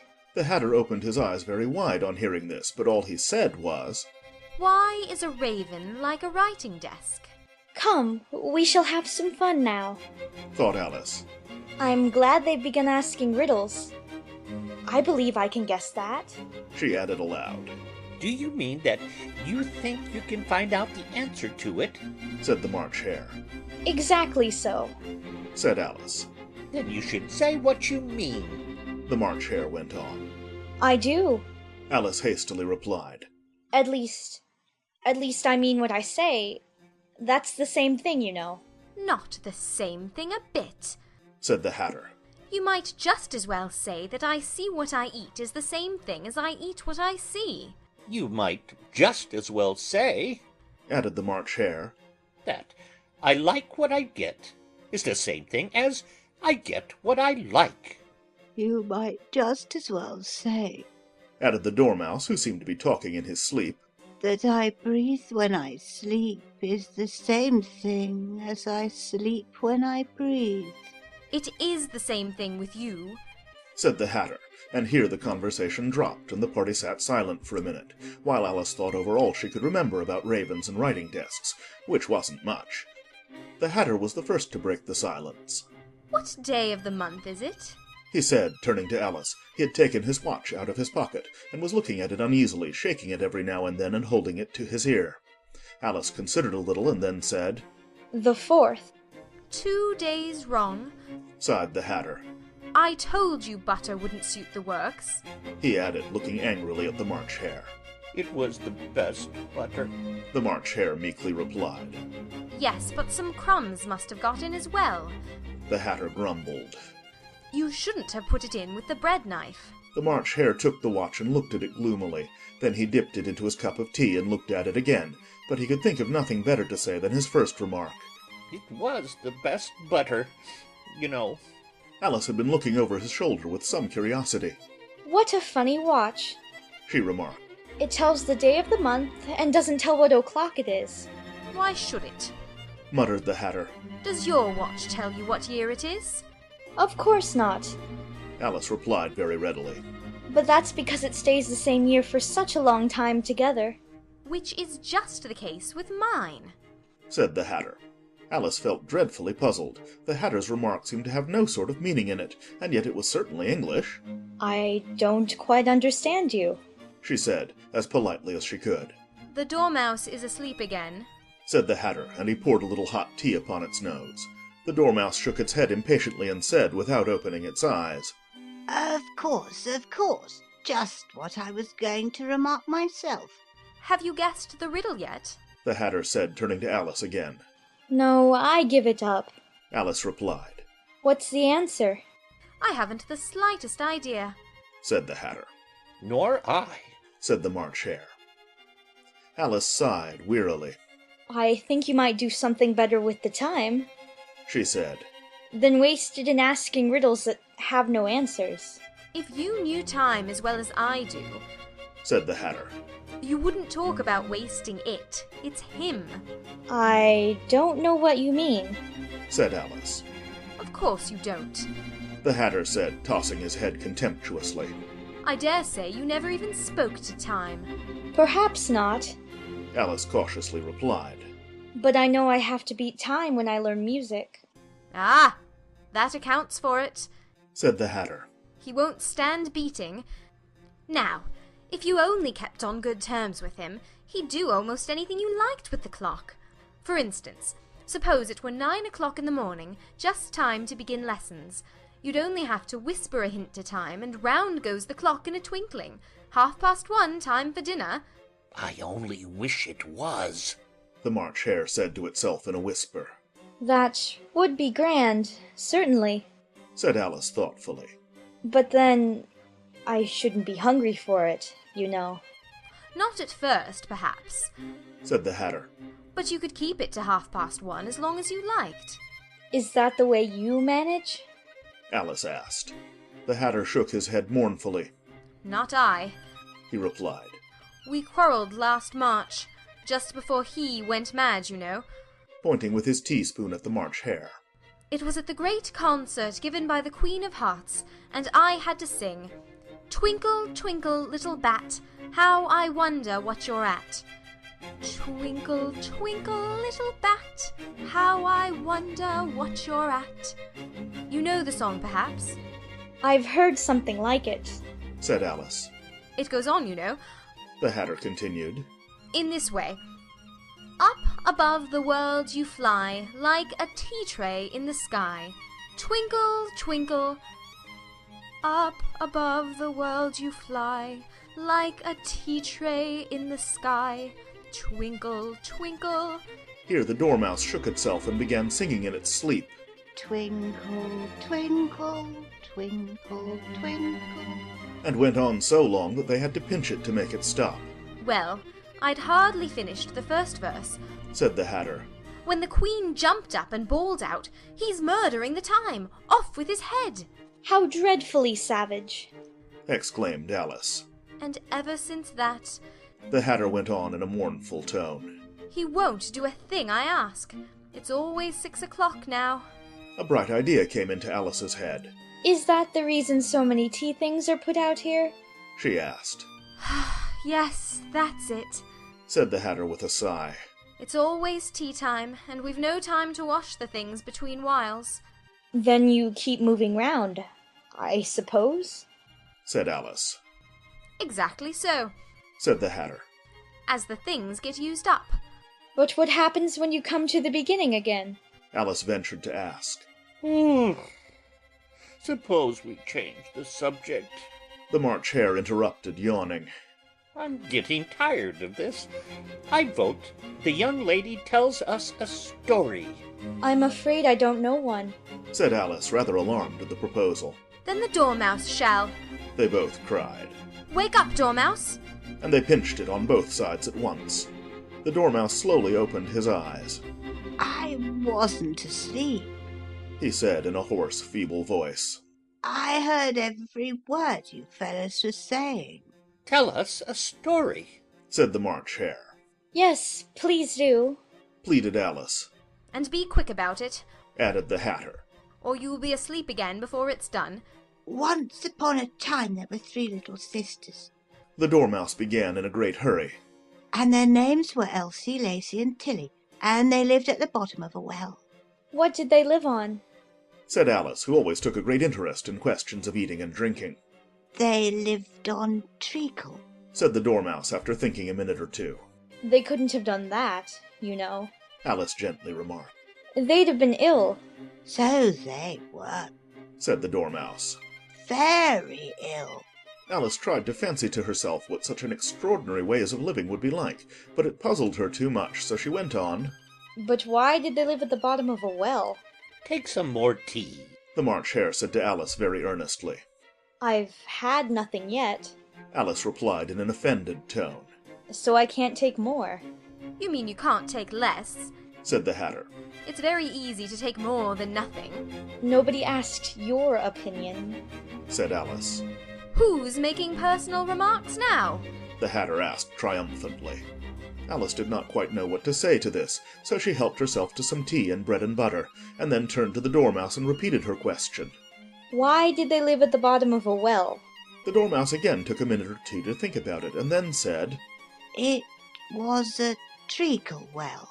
There's no such thing.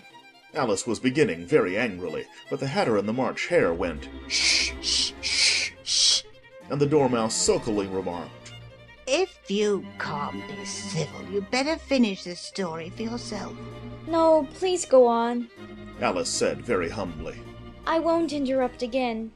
I dare say there may be one. One, indeed, said the Dormouse indignantly. However, he consented to go on. And so these three little sisters, they were learning to draw, you know. What did they draw? Said Alice, quite forgetting her promise. Treacle, said the Dormouse without considering at all this time. I want a clean cup, interrupted the Hatter. Let's all move one place on. He moved on as he spoke, and the Dormouse followed him.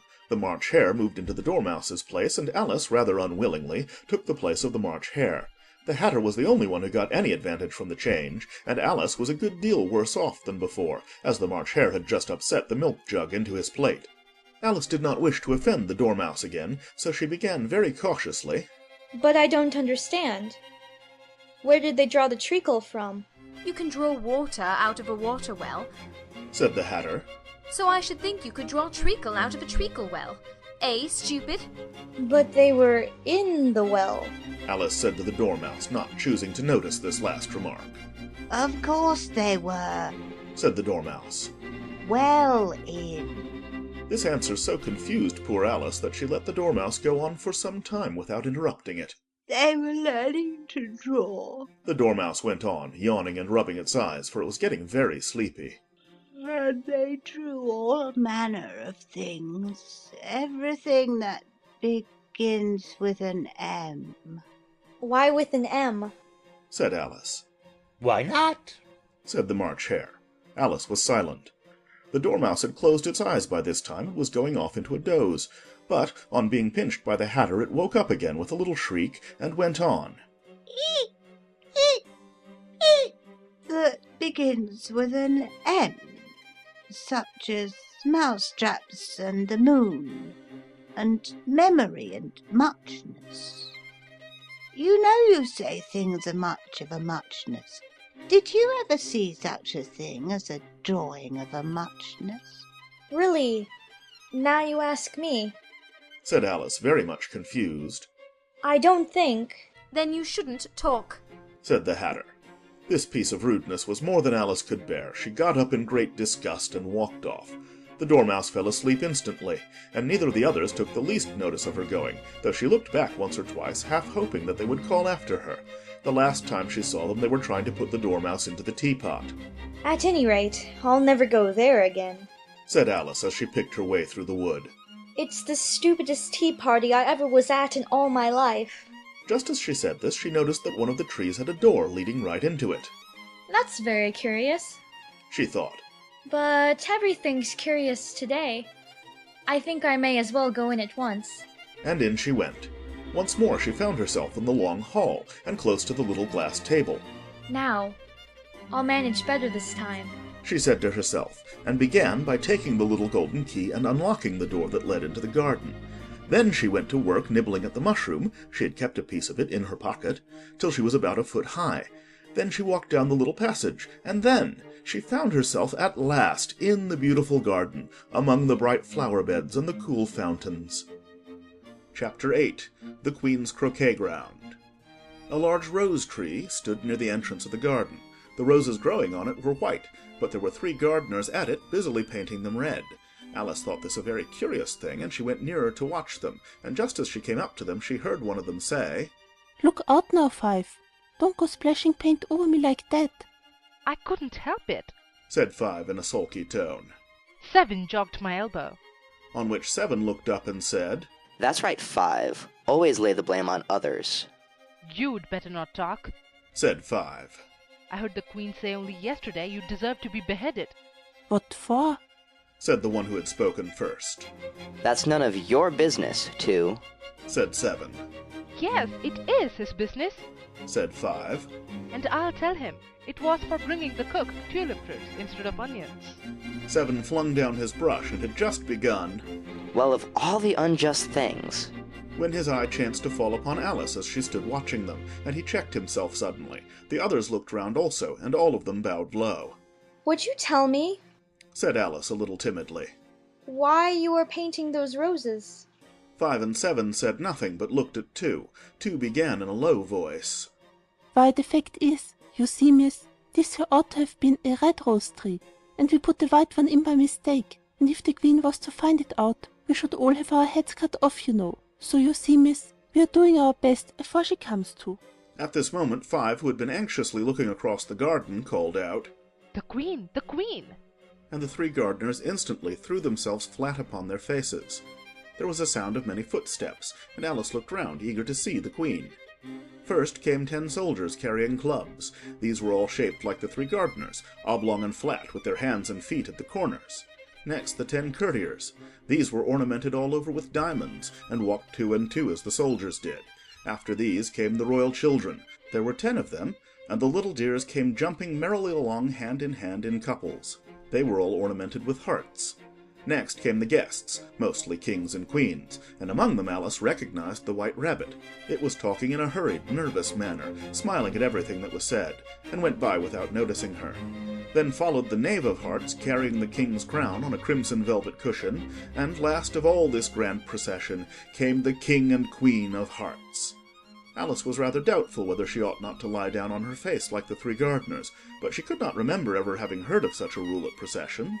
And besides, what would be the use of a procession, Thought she, if people had all to lie down upon their faces, so that they couldn't see it? so she stood still where she was and waited. When the procession came opposite to Alice, they all stopped and looked at her, and the Queen said severely, Who is this? She said it to the Knave of Hearts, who only bowed and smiled in reply. Idiot, said the Queen, tossing her head impatiently, and turning to Alice she went on, What's your name, child? My name is Alice, so please your majesty. said Alice very politely, but she added to herself, Why, they're only a pack of cards, after all. I needn't be afraid of them. And who are these? said the Queen, pointing to the 3 gardeners who were lying round the rose tree. For, you see, as they were lying on their faces, and the pattern on their backs was the same as the rest of the pack, she could not tell whether they were gardeners, or soldiers, or courtiers, or 3 of her own children. How should I know? said Alice, surprised at her own courage. It's no business of mine. The Queen turned crimson with fury, and after glaring at her for a moment like a wild beast, screamed, Off with her head! Off! Nonsense! said Alice, very loudly and decidedly, and the Queen was silent. The King laid his hand upon her arm and timidly said, Consider, my dear, she is only a child. The Queen turned angrily away from him and said to the Knave, Turn them over. The Knave did so, very carefully, with 1 foot. Get up! said the Queen in a shrill, loud voice, and the 3 gardeners instantly jumped up and began bowing to the King, the Queen, the royal children, and everybody else. Leave off that! Screamed the Queen. You make me giddy. And then, turning to the rose tree, she went on, What have you been doing here? May it please your majesty, said 2 in a very humble tone, going down on 1 knee as he spoke. we were trying. I see.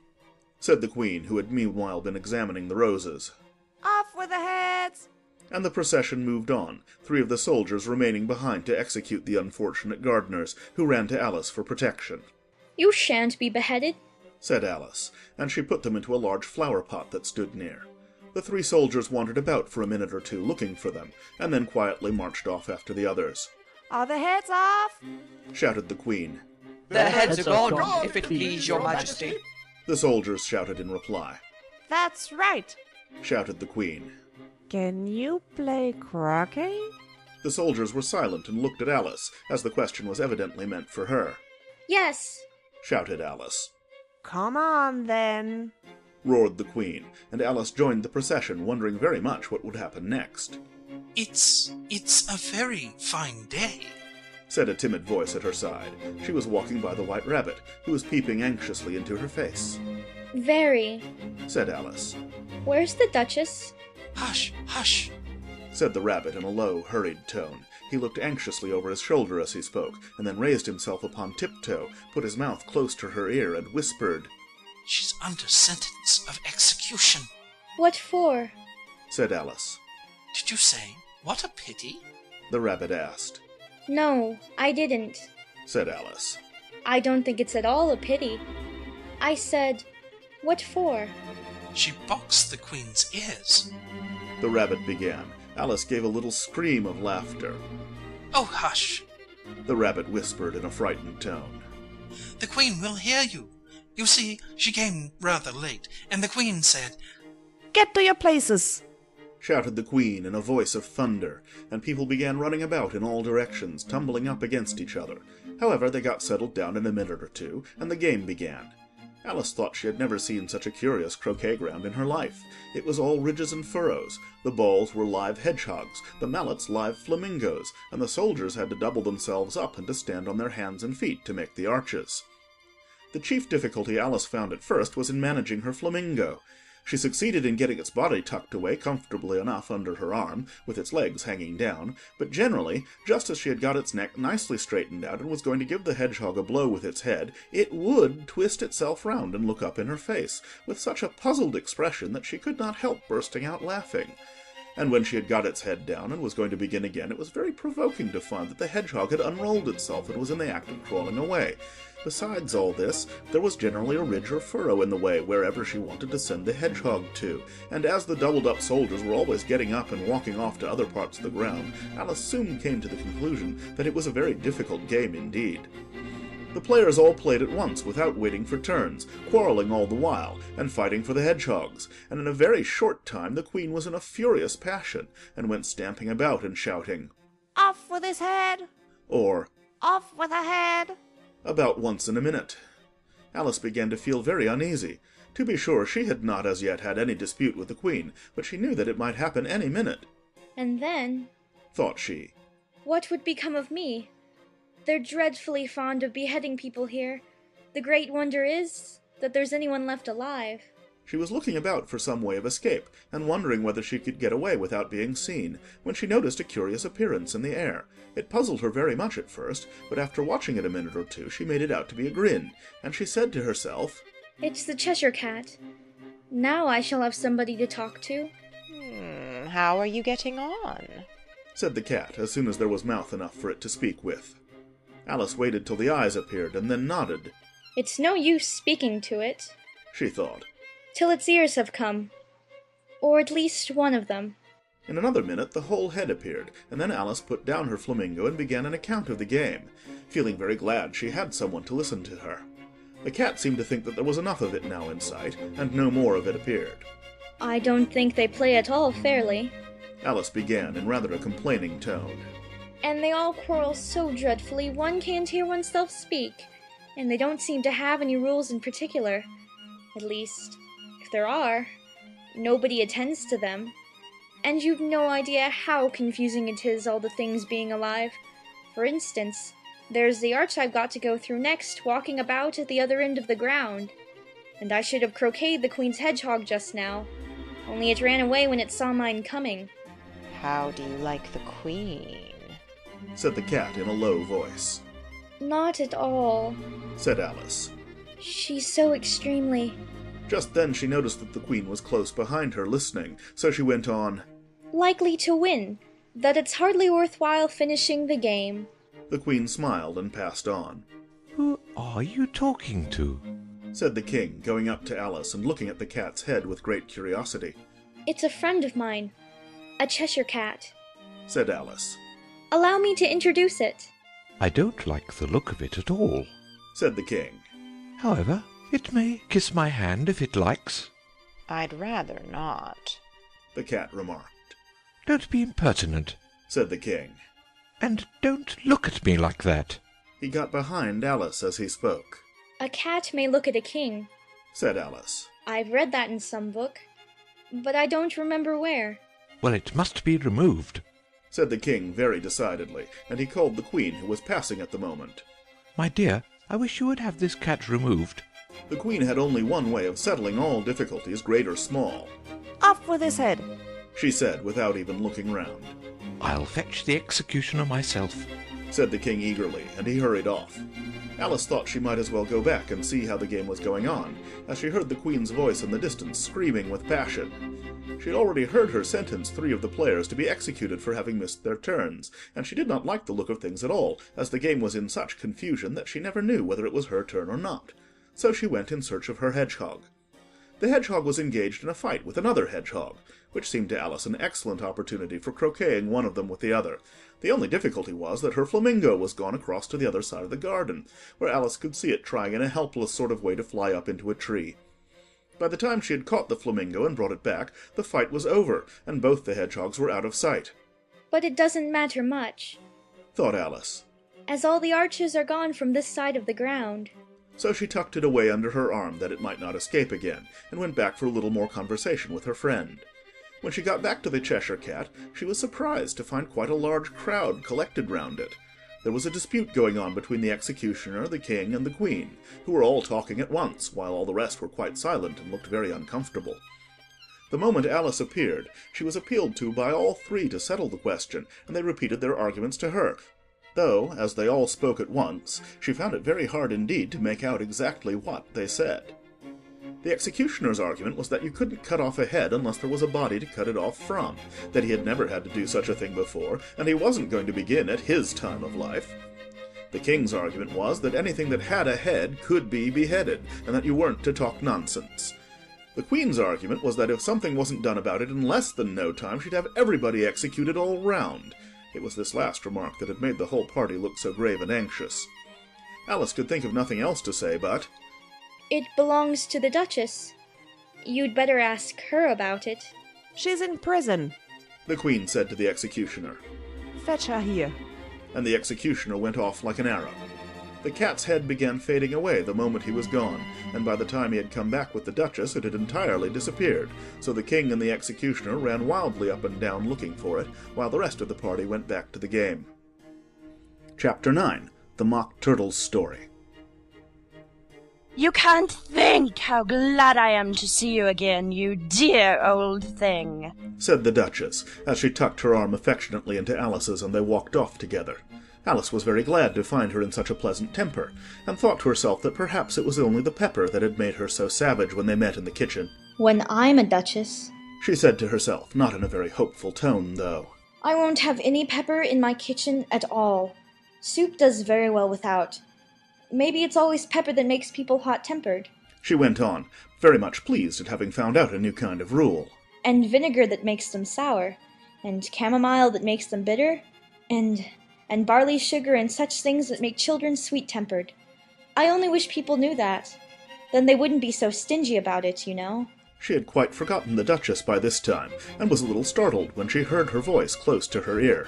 You're thinking about something, my dear, and that makes you forget to talk. I can't tell you just now what the moral of that is, but I shall remember it in a bit. Perhaps it hasn't one, Alice ventured to remark. Tut-tut, child, said the Duchess. Everything's got a moral if only you can find it. And she squeezed herself up closer to Alice's side as she spoke. Alice did not much like keeping so close to her, first because the Duchess was very ugly, and secondly because she was exactly the right height to rest her chin upon Alice's shoulder, and it was an uncomfortably sharp chin. However, she did not like to be rude, so she bore it as well as she could. The game's going on rather better now, she said, by way of keeping up the conversation a little. 'Tis so, said the Duchess. And the moral of that is, oh, 'tis love that makes the world go round. Somebody said, Alice whispered, that it's done by everybody minding their own business. Ah, well, it means much the same thing, said the Duchess, digging her sharp little chin into Alice's shoulder as she added, And the moral of that is, take care of the scents, and the sounds will take care of themselves. How fond she is of finding morals in things. Alice thought to herself. I dare say you're wondering why I don't put my arm round your waist. The Duchess said after a pause. The reason is that I'm doubtful about the temper of your flamingo. Shall I try the experiment? He might bite. Alice cautiously replied, not feeling at all anxious to have the experiment tried. Very true, said the Duchess. Flamingos and mustard both bite. And the moral of that is, birds of a feather flock together. Only mustard isn't a bird, Alice remarked. Right as usual, said the Duchess. What a clear way you have of putting things. It's a mineral, I think, said Alice. Of course it is, said the Duchess, who seemed ready to agree to everything that Alice said. There's a large mustard mine near here. And the moral of that is, the more there is of mine, the less there is of yours. Oh, I know, exclaimed Alice, who had not attended to this last remark. It's a vegetable. It doesn't look like one, but it is. I quite agree with you, said the Duchess. And the moral of that is, be what you would seem to be, or, if you'd like to put it more simply, never imagine yourself not to be otherwise than what it might appear to others that what you were or might have been was not otherwise than what you had been would have appeared to them to be otherwise. I think I should understand that better, Alice said very politely, if I had it written down. But I can't quite follow it as you say it. That's nothing to what I could say if I chose, the Duchess replied in a pleased tone. Pray don't trouble yourself to say it any longer than that, said Alice. Oh, don't talk about trouble, said the Duchess. I make you a present of everything I've said as yet. A cheap sort of present, thought Alice. I'm glad they don't give birthday presents like that. But she did not venture to say it out loud. Thinking again? The Duchess asked with another dig of her sharp little chin. I've a right to think, said Alice sharply, for she was beginning to feel a little worried. Just about as much right, said the Duchess, as pigs have to fly, and the... But here, to Alice's great surprise, the Duchess's voice died away, even in the middle of her favourite word, moral, and the arm that was linked into hers began to tremble. Alice looked up, and there stood the Queen in front of them, with her arms folded, frowning like a thunderstorm. If I may, your Majesty, the Duchess began in a low, weak voice. Now I give you fair warning, shouted the Queen, stamping on the ground as she spoke. Either you or your head must be off, and that in about half no time. Take your choice. The Duchess took her choice and was gone in a moment. Let's go on with the game, the Queen said to Alice, and Alice was too much frightened to say a word, but slowly followed her back to the croquet ground. The other guests had taken advantage of the Queen's absence and were resting in the shade. However, the moment they saw her, they hurried back to the game, the Queen merely remarking that a moment's delay would cost them their lives. All the time they were playing, the Queen never left off quarrelling with the other players and shouting, Off with his head! Or, Off with her head! Those whom she sentenced were taken into custody by the soldiers, who of course had to leave off being arches to do this, so that by the end of half an hour or so there were no arches left, and all the players, except the King, the Queen, and Alice, were in custody and under sentence of execution. Then the Queen left off, quite out of breath, and said to Alice, Have you seen the mock turtle yet? No, said Alice. I don't even know what a mock turtle is. It's the thing mock turtle soup is made from, said the Queen. I never saw one, or heard of one, said Alice. Come on, then, said the Queen, and he shall tell you his history. As they walked off together, Alice heard the King say in a low voice to the company generally, You are all pardoned. Come, that's a good thing, she said to herself, for she had felt quite unhappy at the number of executions the Queen had ordered. They very soon came upon a griffin lying fast asleep in the sun. If you don't know what a griffin is, look at the picture. Up, lazy thing, said the Queen. And take this young lady to see the mock turtle, and to hear his history. I must go back and see after some executions I have ordered. And she walked off, leaving Alice alone with the griffin. Alice did not quite like the look of the creature, but on the whole she thought it would be quite as safe to stay with it as to go after that savage Queen, so she waited. The Gryphon sat up and rubbed its eyes. Then it watched the Queen till she was out of sight. Then it chuckled. What fun! Said the Gryphon, half to itself, half to Alice. What is the fun? Said Alice. Why, she, said the Gryphon. It's all her fancy, that. They never executes nobody, you know. Come on. Everybody says, "Come on," here, thought Alice as she went slowly after it. I never was so ordered about in all my life. Never.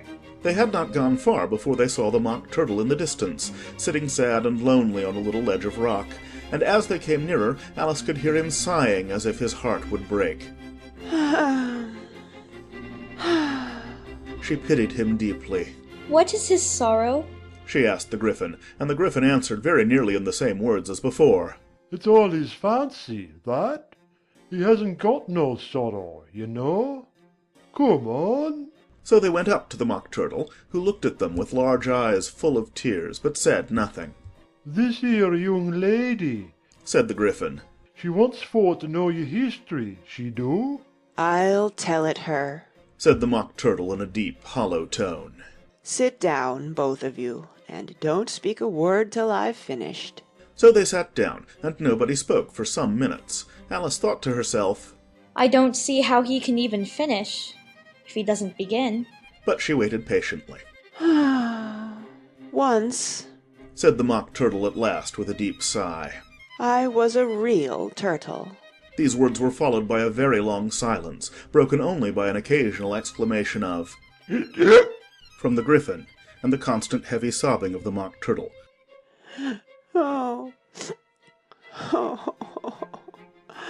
Oh.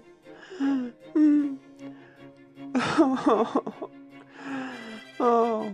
Alice was very nearly getting up and saying, Thank you, sir, for your interesting story.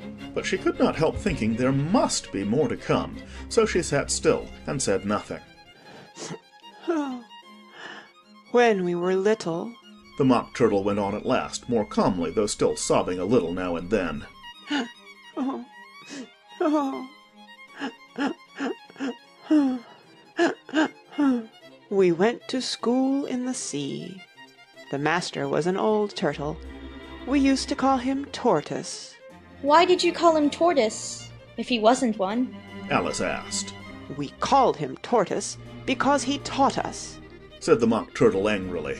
Really, you are very dull. You ought to be ashamed of yourself for asking such a simple question, added the Gryphon, and then they both sat silent and looked at poor Alice, who felt ready to sink into the earth. At last the Gryphon said to the Mock Turtle, Drive on, old fellow. Don't be all day about it. And he went on in these words. Yes, we went to school in the sea, though you mayn't believe it. I never said I didn't, interrupted Alice. You did, said the Mock Turtle. Hold your tongue, added the Gryphon before Alice could speak again. The Mock Turtle went on. We had the best of educations. In fact, we went to school every day. I've been to a day school too, said Alice. You needn't be so proud as all that. With extras? asked the Mock Turtle a little anxiously. Yes, said Alice. We learned French and music. And washing? said the Mock Turtle. Certainly not, said Alice indignantly. Ah, then yours wasn't a really good school, said the Mock Turtle in a tone of great relief. Now, at ours, they had at the end of the bill French, music, and washing extra. You couldn't have wanted it much, said Alice. Living at the bottom of the sea. I couldn't afford to learn it, said the Mock Turtle with a sigh. I only took the regular course. What was that? inquired Alice. Reeling and writhing, of course, to begin with, the Mock Turtle replied. And then the different branches of arithmetic, ambition, distraction, uglification, and derision. I never heard of uglification, Alice ventured to say. What is it? The Gryphon lifted up both its paws in surprise. What? Never heard of uglifying? it exclaimed. You know what to beautify is, I suppose? Yes, said Alice doubtfully. It means to make Anything prettier? Well then, the Gryphon went on, if you don't know what to uglify is, you are a simpleton. Alice did not feel encouraged to ask any more questions about it, so she turned to the Mock Turtle and said, What else had you to learn? Well, there was mystery. The Mock Turtle replied, counting off the subjects on his flappers. Mystery, ancient and modern, with seaography, then drawling. The drawling master was an old conger eel that used to come once a week. He taught us drawling, stretching, and fainting in coils. What was that like? Said Alice. Well, I can't show it you myself, the Mock Turtle said. I'm too stiff, and the Gryphon never learnt it. Hadn't time, said the Gryphon. I went to the classics master, though. He was an old crab, he was. I never went to him, the Mock Turtle said with a sigh. He taught laughing and grief, they used to say. So he did, said the Gryphon, sighing in his turn, and both creatures hid their faces in their paws. And how many hours a day did you do lessons? Said Alice in a hurry to change the subject. 10 hours the first day, said the Mock Turtle. 9 the next, and so on. What a curious plan, exclaimed Alice. That's the reason they're called lessons, the Gryphon remarked. Because they lesson from day to day. This was quite a new idea to Alice, and she thought it over a little before she made her next remark. Then the 11th day must have been a holiday. Of course it was, said the Mock Turtle. And how did you manage on the 12th? Alice went on eagerly. That's enough about lessons, the Gryphon interrupted in a very decided tone. Tell her something about the games now. Chapter 10. The Lobster Quadrille. The Mock Turtle sighed deeply and drew the back of one flapper across his eyes. He looked at Alice and tried to speak, but for a minute or two sobs choked his voice. Oh.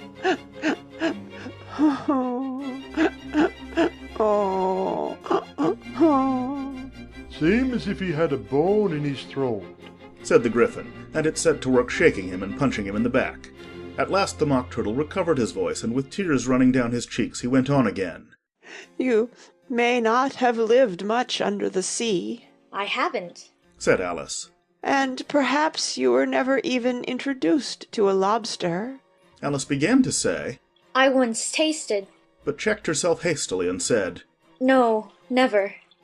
So you can have no idea what a delightful thing a lobster quadrille is. No, indeed, said Alice. What sort of a dance is it? Why, said the Gryphon, you first form into a line along the seashore.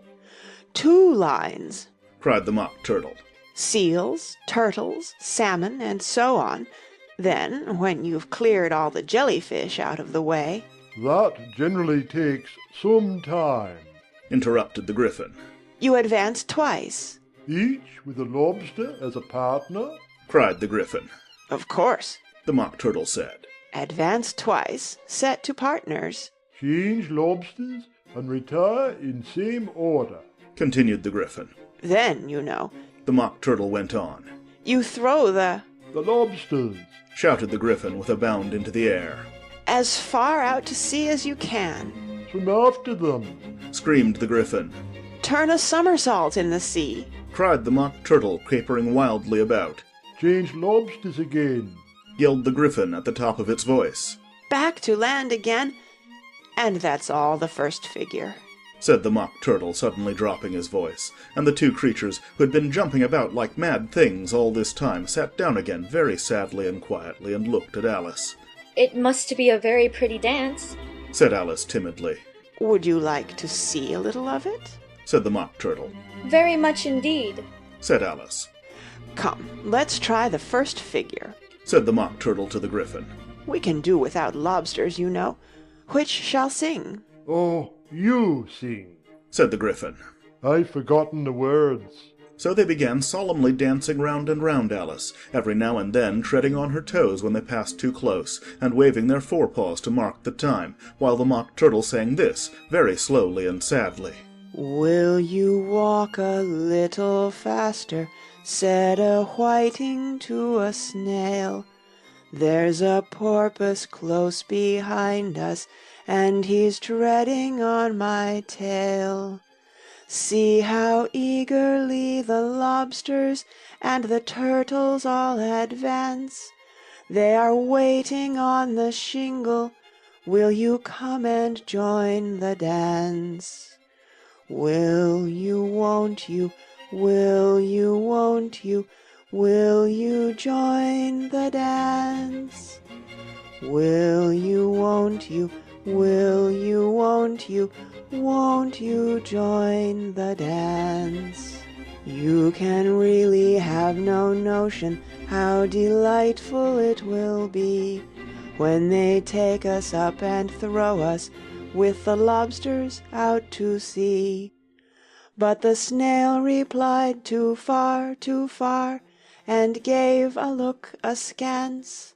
Said he thanked the whiting kindly, but he would not join the dance. Would not, could not, would not, could not, would not join the dance. Would not, could not, would not, could not join the dance. What matters it how far we go? His scaly friend replied. There is another shore, you know, upon the other side. The further off from England, the nearer is to France. Then turn not pale, beloved snail, but come and join the dance. Will you, won't you, will you, won't you, will you join the dance? Will you, won't you, will you, won't you join the dance? Thank you. It's a very interesting dance to watch. Said Alice, feeling very glad that it was over at last. And I do so like that curious song about the whiting. Oh, as to the whiting, said the Mock Turtle. You've seen them, of course. Yes, said Alice. I've often seen them at Din. She checked herself hastily. I don't know where Din may be, said the Mock Turtle. But if you've seen them so often, of course you know what they're like. I believe so, Alice replied thoughtfully. They have their tails in their mouths, and they're all over crumbs. You're wrong about the crumbs, said the Mock Turtle. Crumbs would all wash off in the sea. But they have their tails in their mouths, and the reason is... Here the Mock Turtle yawned and shut his eyes. Tell her about the reason and all that, he said to the Gryphon. The reason is, said the Gryphon, that they would go with the lobsters to the dance. Then they got thrown out to sea, so they had to fall a long way, and so they got their tails fast in their mouths, so they couldn't get them out again. That's all. Thank you, said Alice. It's very interesting. I never knew so much about a whiting before. I can tell you more than that, if you like, said the Gryphon. Do you know why it's called a whiting? I never thought about it, said Alice. Why? It does the boots and shoes, the Gryphon replied very solemnly. Alice was thoroughly puzzled. Does the boots and shoes, she repeated in a wondering tone. Why, what are your shoes done with? said the Gryphon.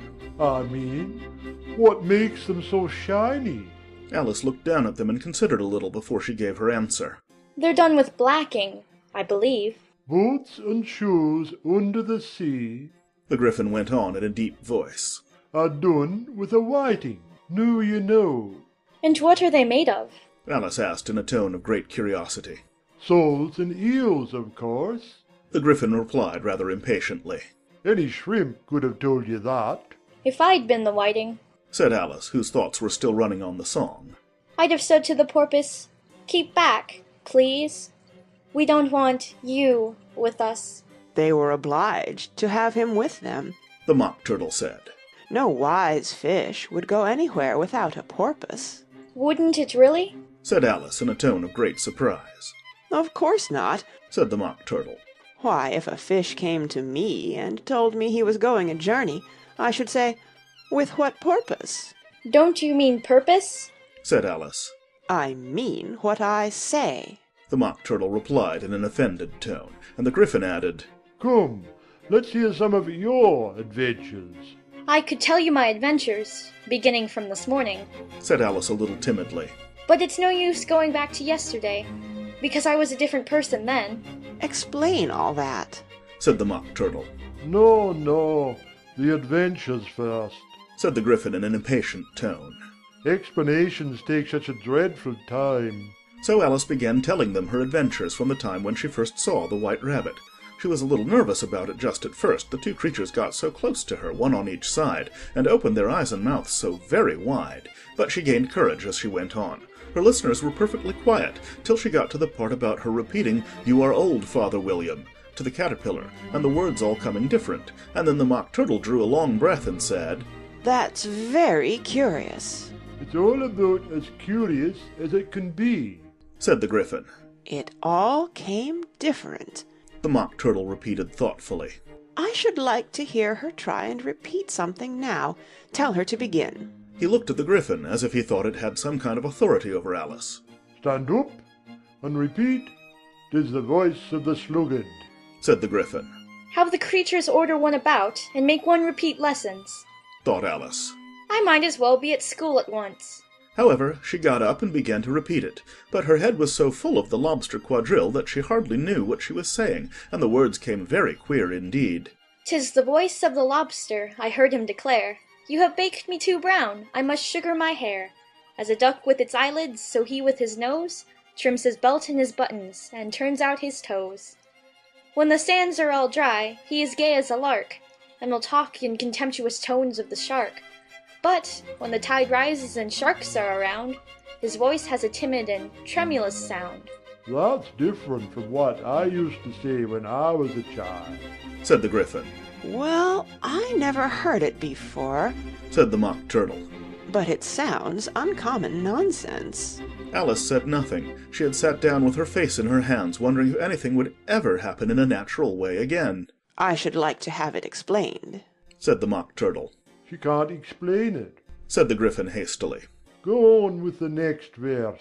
But about his toes, the Mock Turtle persisted. How could he turn them out with his nose, you know? It's the first position in dancing, Alice said, but was dreadfully puzzled by the whole thing, and longed to change the subject. Go on with the next verse, the Gryphon repeated impatiently. It begins, I passed by his garden. Alice did not dare to disobey, though she felt sure it would all come wrong, and she went on in a trembling voice. I passed by his garden, and marked, with one eye, how the owl and the panther were sharing a pie. The panther took pie crust, and gravy, and meat, while the owl had the dish as its share of the treat. When the pie was all finished, the owl, as a boon, was kindly permitted to pocket the spoon, while the panther received knife and fork with a growl, and concluded the banquet. What is the use of repeating all that stuff, the Mock Turtle interrupted, if you don't explain it as you go on? It's by far the most confusing thing I ever heard. Yes, I think you'd better leave off, said the Gryphon, and Alice was only too glad to do so.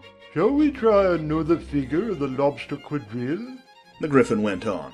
Or would you like the Mock Turtle to sing you a song? Oh, a song, please, if the Mock Turtle would be so kind, Alice replied, so eagerly that the Gryphon said in a rather offended tone, No accounting for tastes.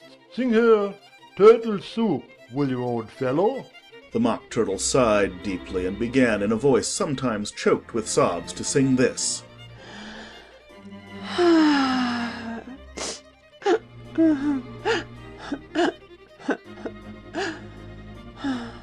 Beautiful soup, so rich and green, waiting in a hot tureen.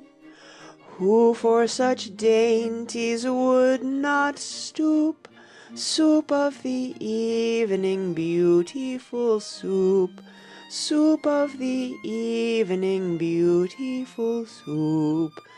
Beautiful soup, beautiful soup, soup of the evening, beautiful, beautiful soup.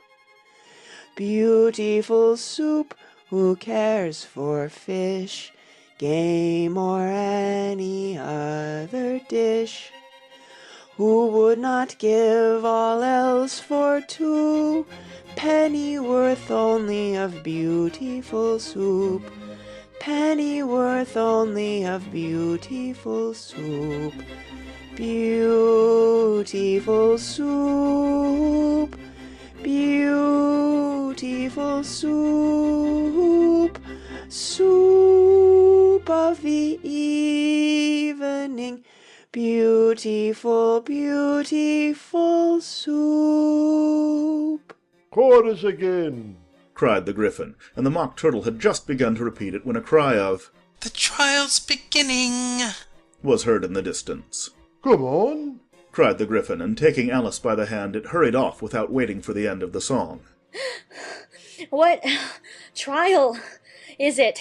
Alice panted as she ran, but the Gryphon only answered, Come on, and ran the faster, while more and more faintly came, carried on the breeze that followed them, the melancholy words, Soup of the evening, beautiful, beautiful soup. Chapter 11. Who Stole the Tarts? The King and Queen of Hearts were seated on their throne when they arrived, with a great crowd assembled about them, all sorts of little birds and beasts, as well as the whole pack of cards. The knave was standing before them in chains, with a soldier on each side to guard him, and near the king was the White Rabbit with a trumpet in one hand and a scroll of parchment in the other. In the very middle of the court was a table with a large dish of tarts upon it. They looked so good that it made Alice quite hungry to look at them. I wish they'd get the trial done, she thought. and hand round the refreshments. But there seemed to be no chance of this, so she began looking at everything about her to pass away the time.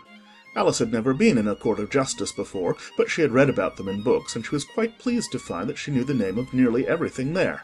That's the judge, She said to herself. because of his great wig. The judge, by the way, was the king, and as he wore his crown over the wig, look at the frontispiece if you want to see how he did it, he did not look at all comfortable, and it was certainly not becoming. And that's the jury box. Thought Alice. And those 12 creatures. She was obliged to say creatures, you see, because some of them were animals and some were birds. I suppose they are the jurors. She said this last word 2 or 3 times over to herself, being rather proud of it, for she thought, and rightly too, that very few little girls of her age knew the meaning of it at all. However, jurymen would have done just as well. The 12 jurors were all writing very busily on slates. What are they doing? Alice whispered to the Gryphon. They can't have anything to put down yet, before the trial's begun. they're putting down their names, The Gryphon whispered in reply. for fear they should forget them before the end of the trial. Stupid things. Alice began in a loud, indignant voice, but she stopped hastily, for the White Rabbit cried out, "Silence in the court!" and the king put on his spectacles and looked anxiously round to make out who was talking. Alice could see, as well as if she were looking over their shoulders, that all the jurors were writing down stupid things on their slates, and she could even make out that one of them didn't know how to spell stupid and that he had to ask his neighbor to tell him. A nice muddle their slates'll be in before the trial's over. Thought Alice. One of the jurors had a pencil that squeaked. This, of course, Alice could not stand, and she went round the court and got behind him, and very soon found an opportunity of taking it away. She did it so quickly that the poor little juror, it was Bill the lizard, could not make out at all what had become of it. So, after hunting all about for it, he was obliged to write with one finger for the rest of the day, and this was of very little use, as it left no mark on the slate. "Herald, read the accusation," said the king. On this, the White Rabbit blew 3 blasts on the trumpet, and then unrolled the parchment scroll and read as follows. The Queen of Hearts, she made some tarts, all on a summer day. The Knave of Hearts, he stole those tarts, and took them quite away. "Consider your verdict," the king said to the jury. Not yet, not yet. The rabbit hastily interrupted. There's a great deal to come before that. "Call the first witness," said the king, and the White Rabbit blew 3 blasts on the trumpet and called out, First witness! The first witness was the Hatter. He came in with a teacup in one hand and a piece of bread and butter in the other. I beg pardon, Your Majesty, He began. for bringing these in, but I hadn't quite finished my tea when I was sent for. You ought to have finished, said the king. When did you begin? The Hatter looked at the March Hare, who had followed him into the court, arm in arm with the Dormouse. 14th of March, I think it was. He said. 15th, said the March Hare. 16th, added the Dormouse. Write that down. The king said to the jury, and the jury eagerly wrote down all 3 dates on their slates, and then added them up and reduced the answer to shillings and pence. Take off your hat, the king said to the Hatter. It isn't mine, said the Hatter. Stolen, the king exclaimed, turning to the jury, who instantly made a memorandum of the fact. I keep them to sell. The Hatter added as an explanation. I've none of my own. I'm a hatter. Here the queen put on her spectacles and began staring at the Hatter, who turned pale and fidgeted. Give your evidence, said the king. And don't be nervous, or I'll have you executed on the spot. This did not seem to encourage the witness at all. He kept shifting from one foot to the other, looking uneasily at the queen, and in his confusion he bit a large piece out of his teacup instead of the bread and butter. Just at this moment Alice felt a very curious sensation, which puzzled her a good deal until she made out what it was. She was beginning to grow larger again, and she thought at first she would get up and leave the court. But on second thoughts she decided to remain where she was as long as there was room for her. I wish you wouldn't squeeze so, said the Dormouse, who was sitting next to her. I can hardly breathe. I can't help it. Said Alice very meekly. I'm growing. You've no right to grow here, said the Dormouse. Don't talk nonsense, said Alice more boldly. You know you're growing too. Yes, but I grow at a reasonable pace, said the Dormouse. Not in that ridiculous fashion. And he got up very sulkily and crossed over to the other side of the court. All this time the queen had never left off staring at the Hatter, and just as the Dormouse crossed the court she said to one of the officers of the court, Bring me the list of the singers in the last concert. On which the wretched Hatter trembled so that he shook both his shoes off. Give your evidence, the king repeated angrily, or I'll have you executed, whether you're nervous or not. I'm a poor man, Your Majesty, the Hatter began in a trembling voice. And I hadn't begun my tea, not above a week or so, and what with the bread and butter getting so thin, and the twinkling of the tea— The twinkling of the what? said the king. It began with the tea, the Hatter replied. Of course twinkling begins with a T, said the king sharply. Do you take me for a dunce? Go on. I'm a poor man, the Hatter went on. And most things twinkled after that, only the March Hare said— I didn't, the March Hare interrupted in a great hurry. You did, said the Hatter. I deny it, said the March Hare. He denies it, said the king. Leave out that part. Well, at any rate, the Dormouse said— the Hatter went on, looking anxiously round to see if he would deny it too. But the Dormouse denied nothing, being fast asleep. After that, continued the Hatter, I cut some more bread and butter. But what did the Dormouse say? one of the jury asked. That I can't remember, said the Hatter. You must remember, remarked the king, or I'll have you executed. The miserable Hatter dropped his teacup and bread and butter and went down on one knee. I'm a poor man, Your Majesty, he began. You're a very poor speaker, said the king. Here one of the guinea pigs cheered, Ha ha! and was immediately suppressed by the officers of the court. As that is rather a hard word, I will just explain to you how it was done. They had a large canvas bag, which tied up at the mouth with strings. Into this they slipped the guinea pig head first and then sat upon it. I'm glad I've seen that done, thought Alice. I've so often read in the newspapers at the end of trials. There was some attempts at applause, which was immediately suppressed by the officers of the court, and I never understood what it meant till now. If that's all you know about it, you may stand down, continued the king. I can't go no lower, said the Hatter. I'm on the floor as it is. Then you may sit down, the king replied. Here the other guinea pig cheered and was suppressed. Hooray! Hurrah! Come, that finished the guinea pigs, thought Alice. Now we shall get on better. I'd rather finish my tea, said the Hatter with an anxious look at the Queen, who was reading the list of singers. You may go, said the King, and the Hatter hurriedly left the court without even waiting to put his shoes on. And just take his head off outside. The Queen added to one of the officers, but the Hatter was out of sight before the officer could get to the door. Call the next witness, said the King. The next witness was the Duchess's cook. She carried the pepper box in her hand, and Alice guessed who it was even before she got into the court, by the way the people near the door began sneezing all at once. Give your evidence, said the King. Shan't, said the cook. The King looked anxiously at the White Rabbit, who said in a low voice, Your Majesty must cross-examine this witness.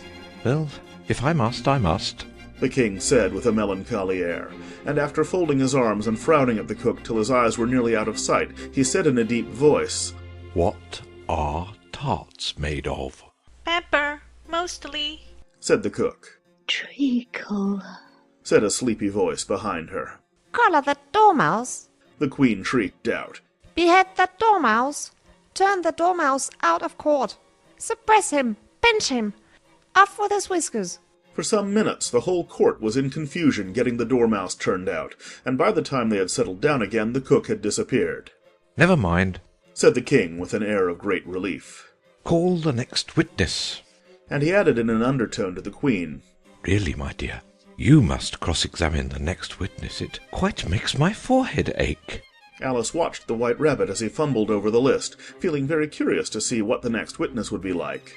For they haven't got much evidence yet, she said to herself. Imagine her surprise when the White Rabbit read out at the top of his shrill little voice the name Alice! Chapter 12. Alice's Evidence.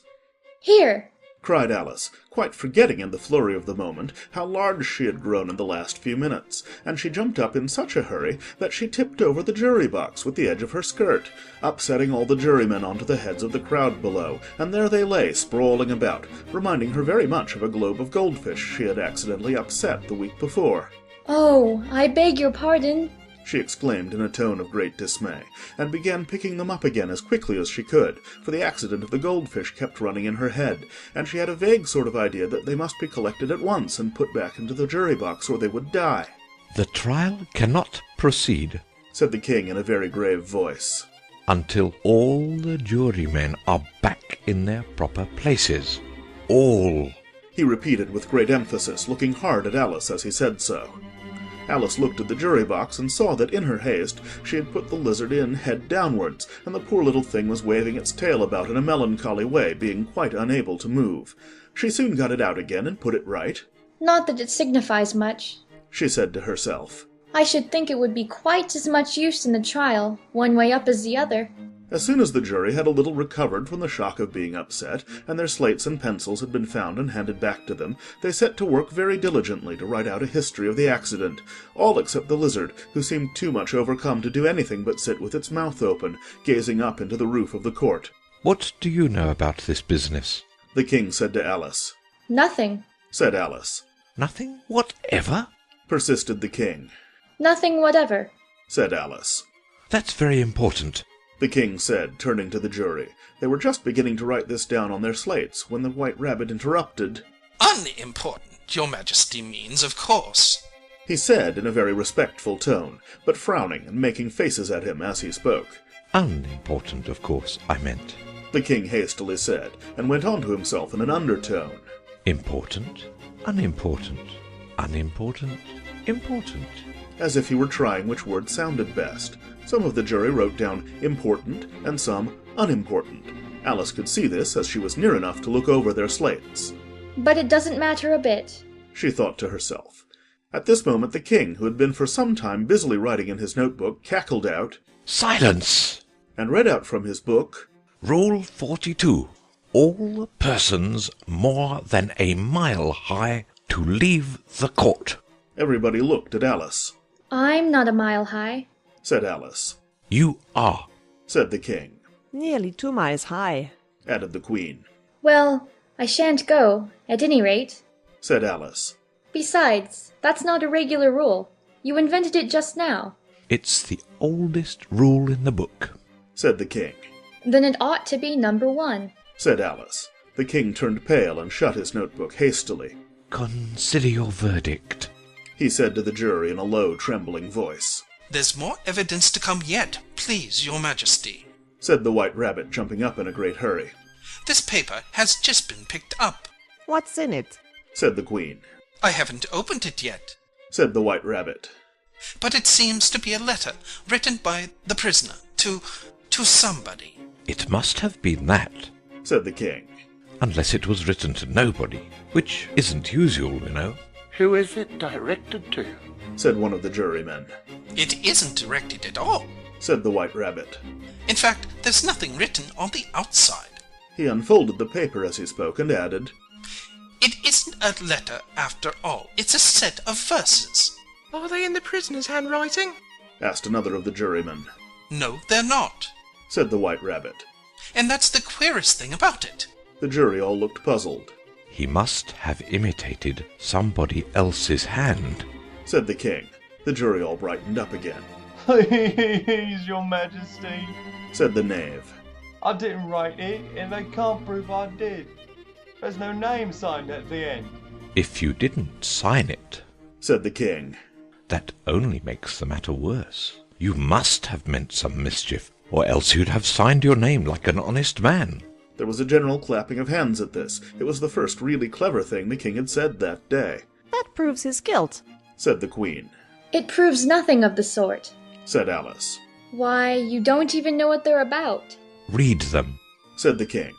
The White Rabbit put on his spectacles. Where shall I begin, please, your majesty? he asked. Begin at the beginning, the King said gravely, and go on till you come to the end. Then stop. These were the verses the White Rabbit read. They told me you had been to her, and mentioned me to him. She gave me a good character, but said I could not swim. He sent them word I had not gone. We know it to be true. If she should push the matter on, what would become of you? I gave her one, they gave him two. You gave us three or more. They all returned from him to you, though they were mine before. If I or she should chance to be involved in this affair, he trusts to you to set them free, exactly as we were. My notion was that you had been, before she had this fit, an obstacle that came between him and ourselves and it. Don't let him know she liked them best, for this must ever be a secret kept from all the rest, between yourself and me. That's the most important piece of evidence we've heard yet, said the King, rubbing his hands. So, now let the jury... If any one of them can explain it, said Alice. She had grown so large in the last few minutes that she wasn't a bit afraid of interrupting him. I'll give him 6p. I don't believe there's an atom of meaning in it. The jury all wrote down on their slates, she doesn't believe there's an atom of meaning in it, but none of them attempted to explain the paper. If there's no meaning in it, said the King, that saves a world of trouble, you know, as we needn't try to find any. And yet I don't know, he went on, spreading out the verses on his knee and looking at them with one eye. I seem to see some meaning in them, after all. Said I could not swim. You can't swim, can you? He added, turning to the knave. The knave shook his head sadly. Do I look like it? He said, which he certainly did not, being made entirely of cardboard. All right so far, said the King, and he went on muttering over the verses to himself. We know it to be true. That's the jury, of course. I gave her one, they gave him two. Why, that must be what he did with the tarts, you know.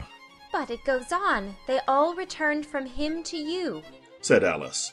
Why, there they are, said the King triumphantly, pointing to the tarts on the table. Nothing can be clearer than that. Then, again, before she had this fit. You never had fits, my dear, I think? He said to the Queen. Never, said the Queen furiously, throwing an inkstand at the lizard as she spoke. The unfortunate little Bill had left off writing on his slate with one finger, as he found it made no mark, but he now hastily began again, using the ink that was trickling down his face as long as it lasted. Then the words don't fit you, said the King, looking round the court with a smile. There was a dead silence. It's a pun, the King added in an offended tone, and everybody laughed.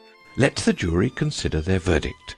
the king said for about the 20th time that day. No, no, said the queen.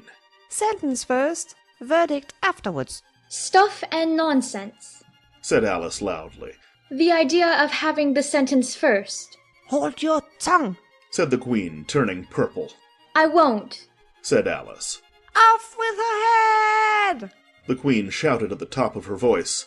Nobody moved. Who cares for you? said Alice. She'd grown to her full size by this time. You're nothing but a pack of cards. At this, the whole pack rose up into the air and came flying down upon her. She gave a little scream, half of fright and half of anger, and tried to beat them off, and found herself lying on the bank, with her head in the lap of her sister, who was gently brushing away some dead leaves that had fluttered down from the trees upon her face.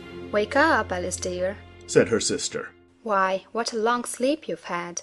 Oh, I've had such a curious dream, said Alice, and she told her sister, as well as she could remember them, all these strange adventures of hers that you have just been reading about. And when she had finished, her sister kissed her and said, It was a curious dream, dear, certainly. But now run into your tea. It's getting late.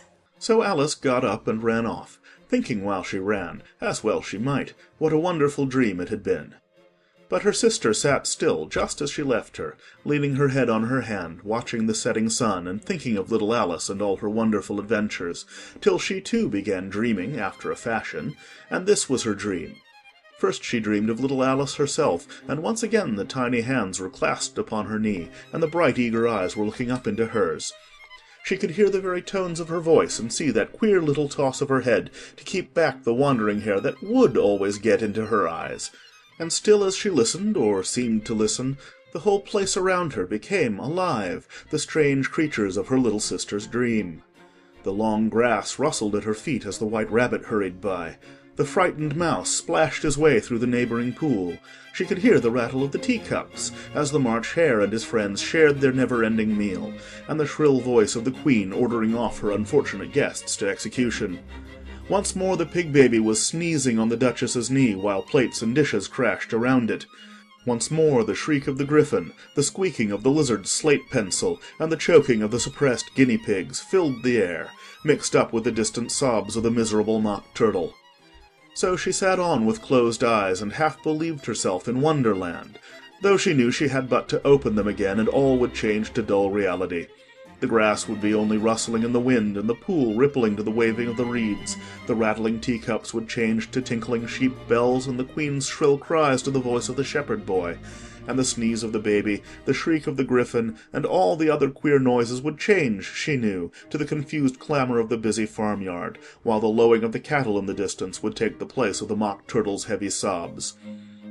Lastly, she pictured to herself how this same little sister of hers would, in the after-time, be herself a grown woman, and how she would keep, through all her riper years, the simple and loving heart of her childhood, and how she would gather about her other little children, and make their eyes bright and eager with many a strange tale, perhaps even with the dream of Wonderland of long ago, and how she would feel with all their simple sorrows, and find a pleasure in all their simple joys, remembering her own child life and the happy summer days.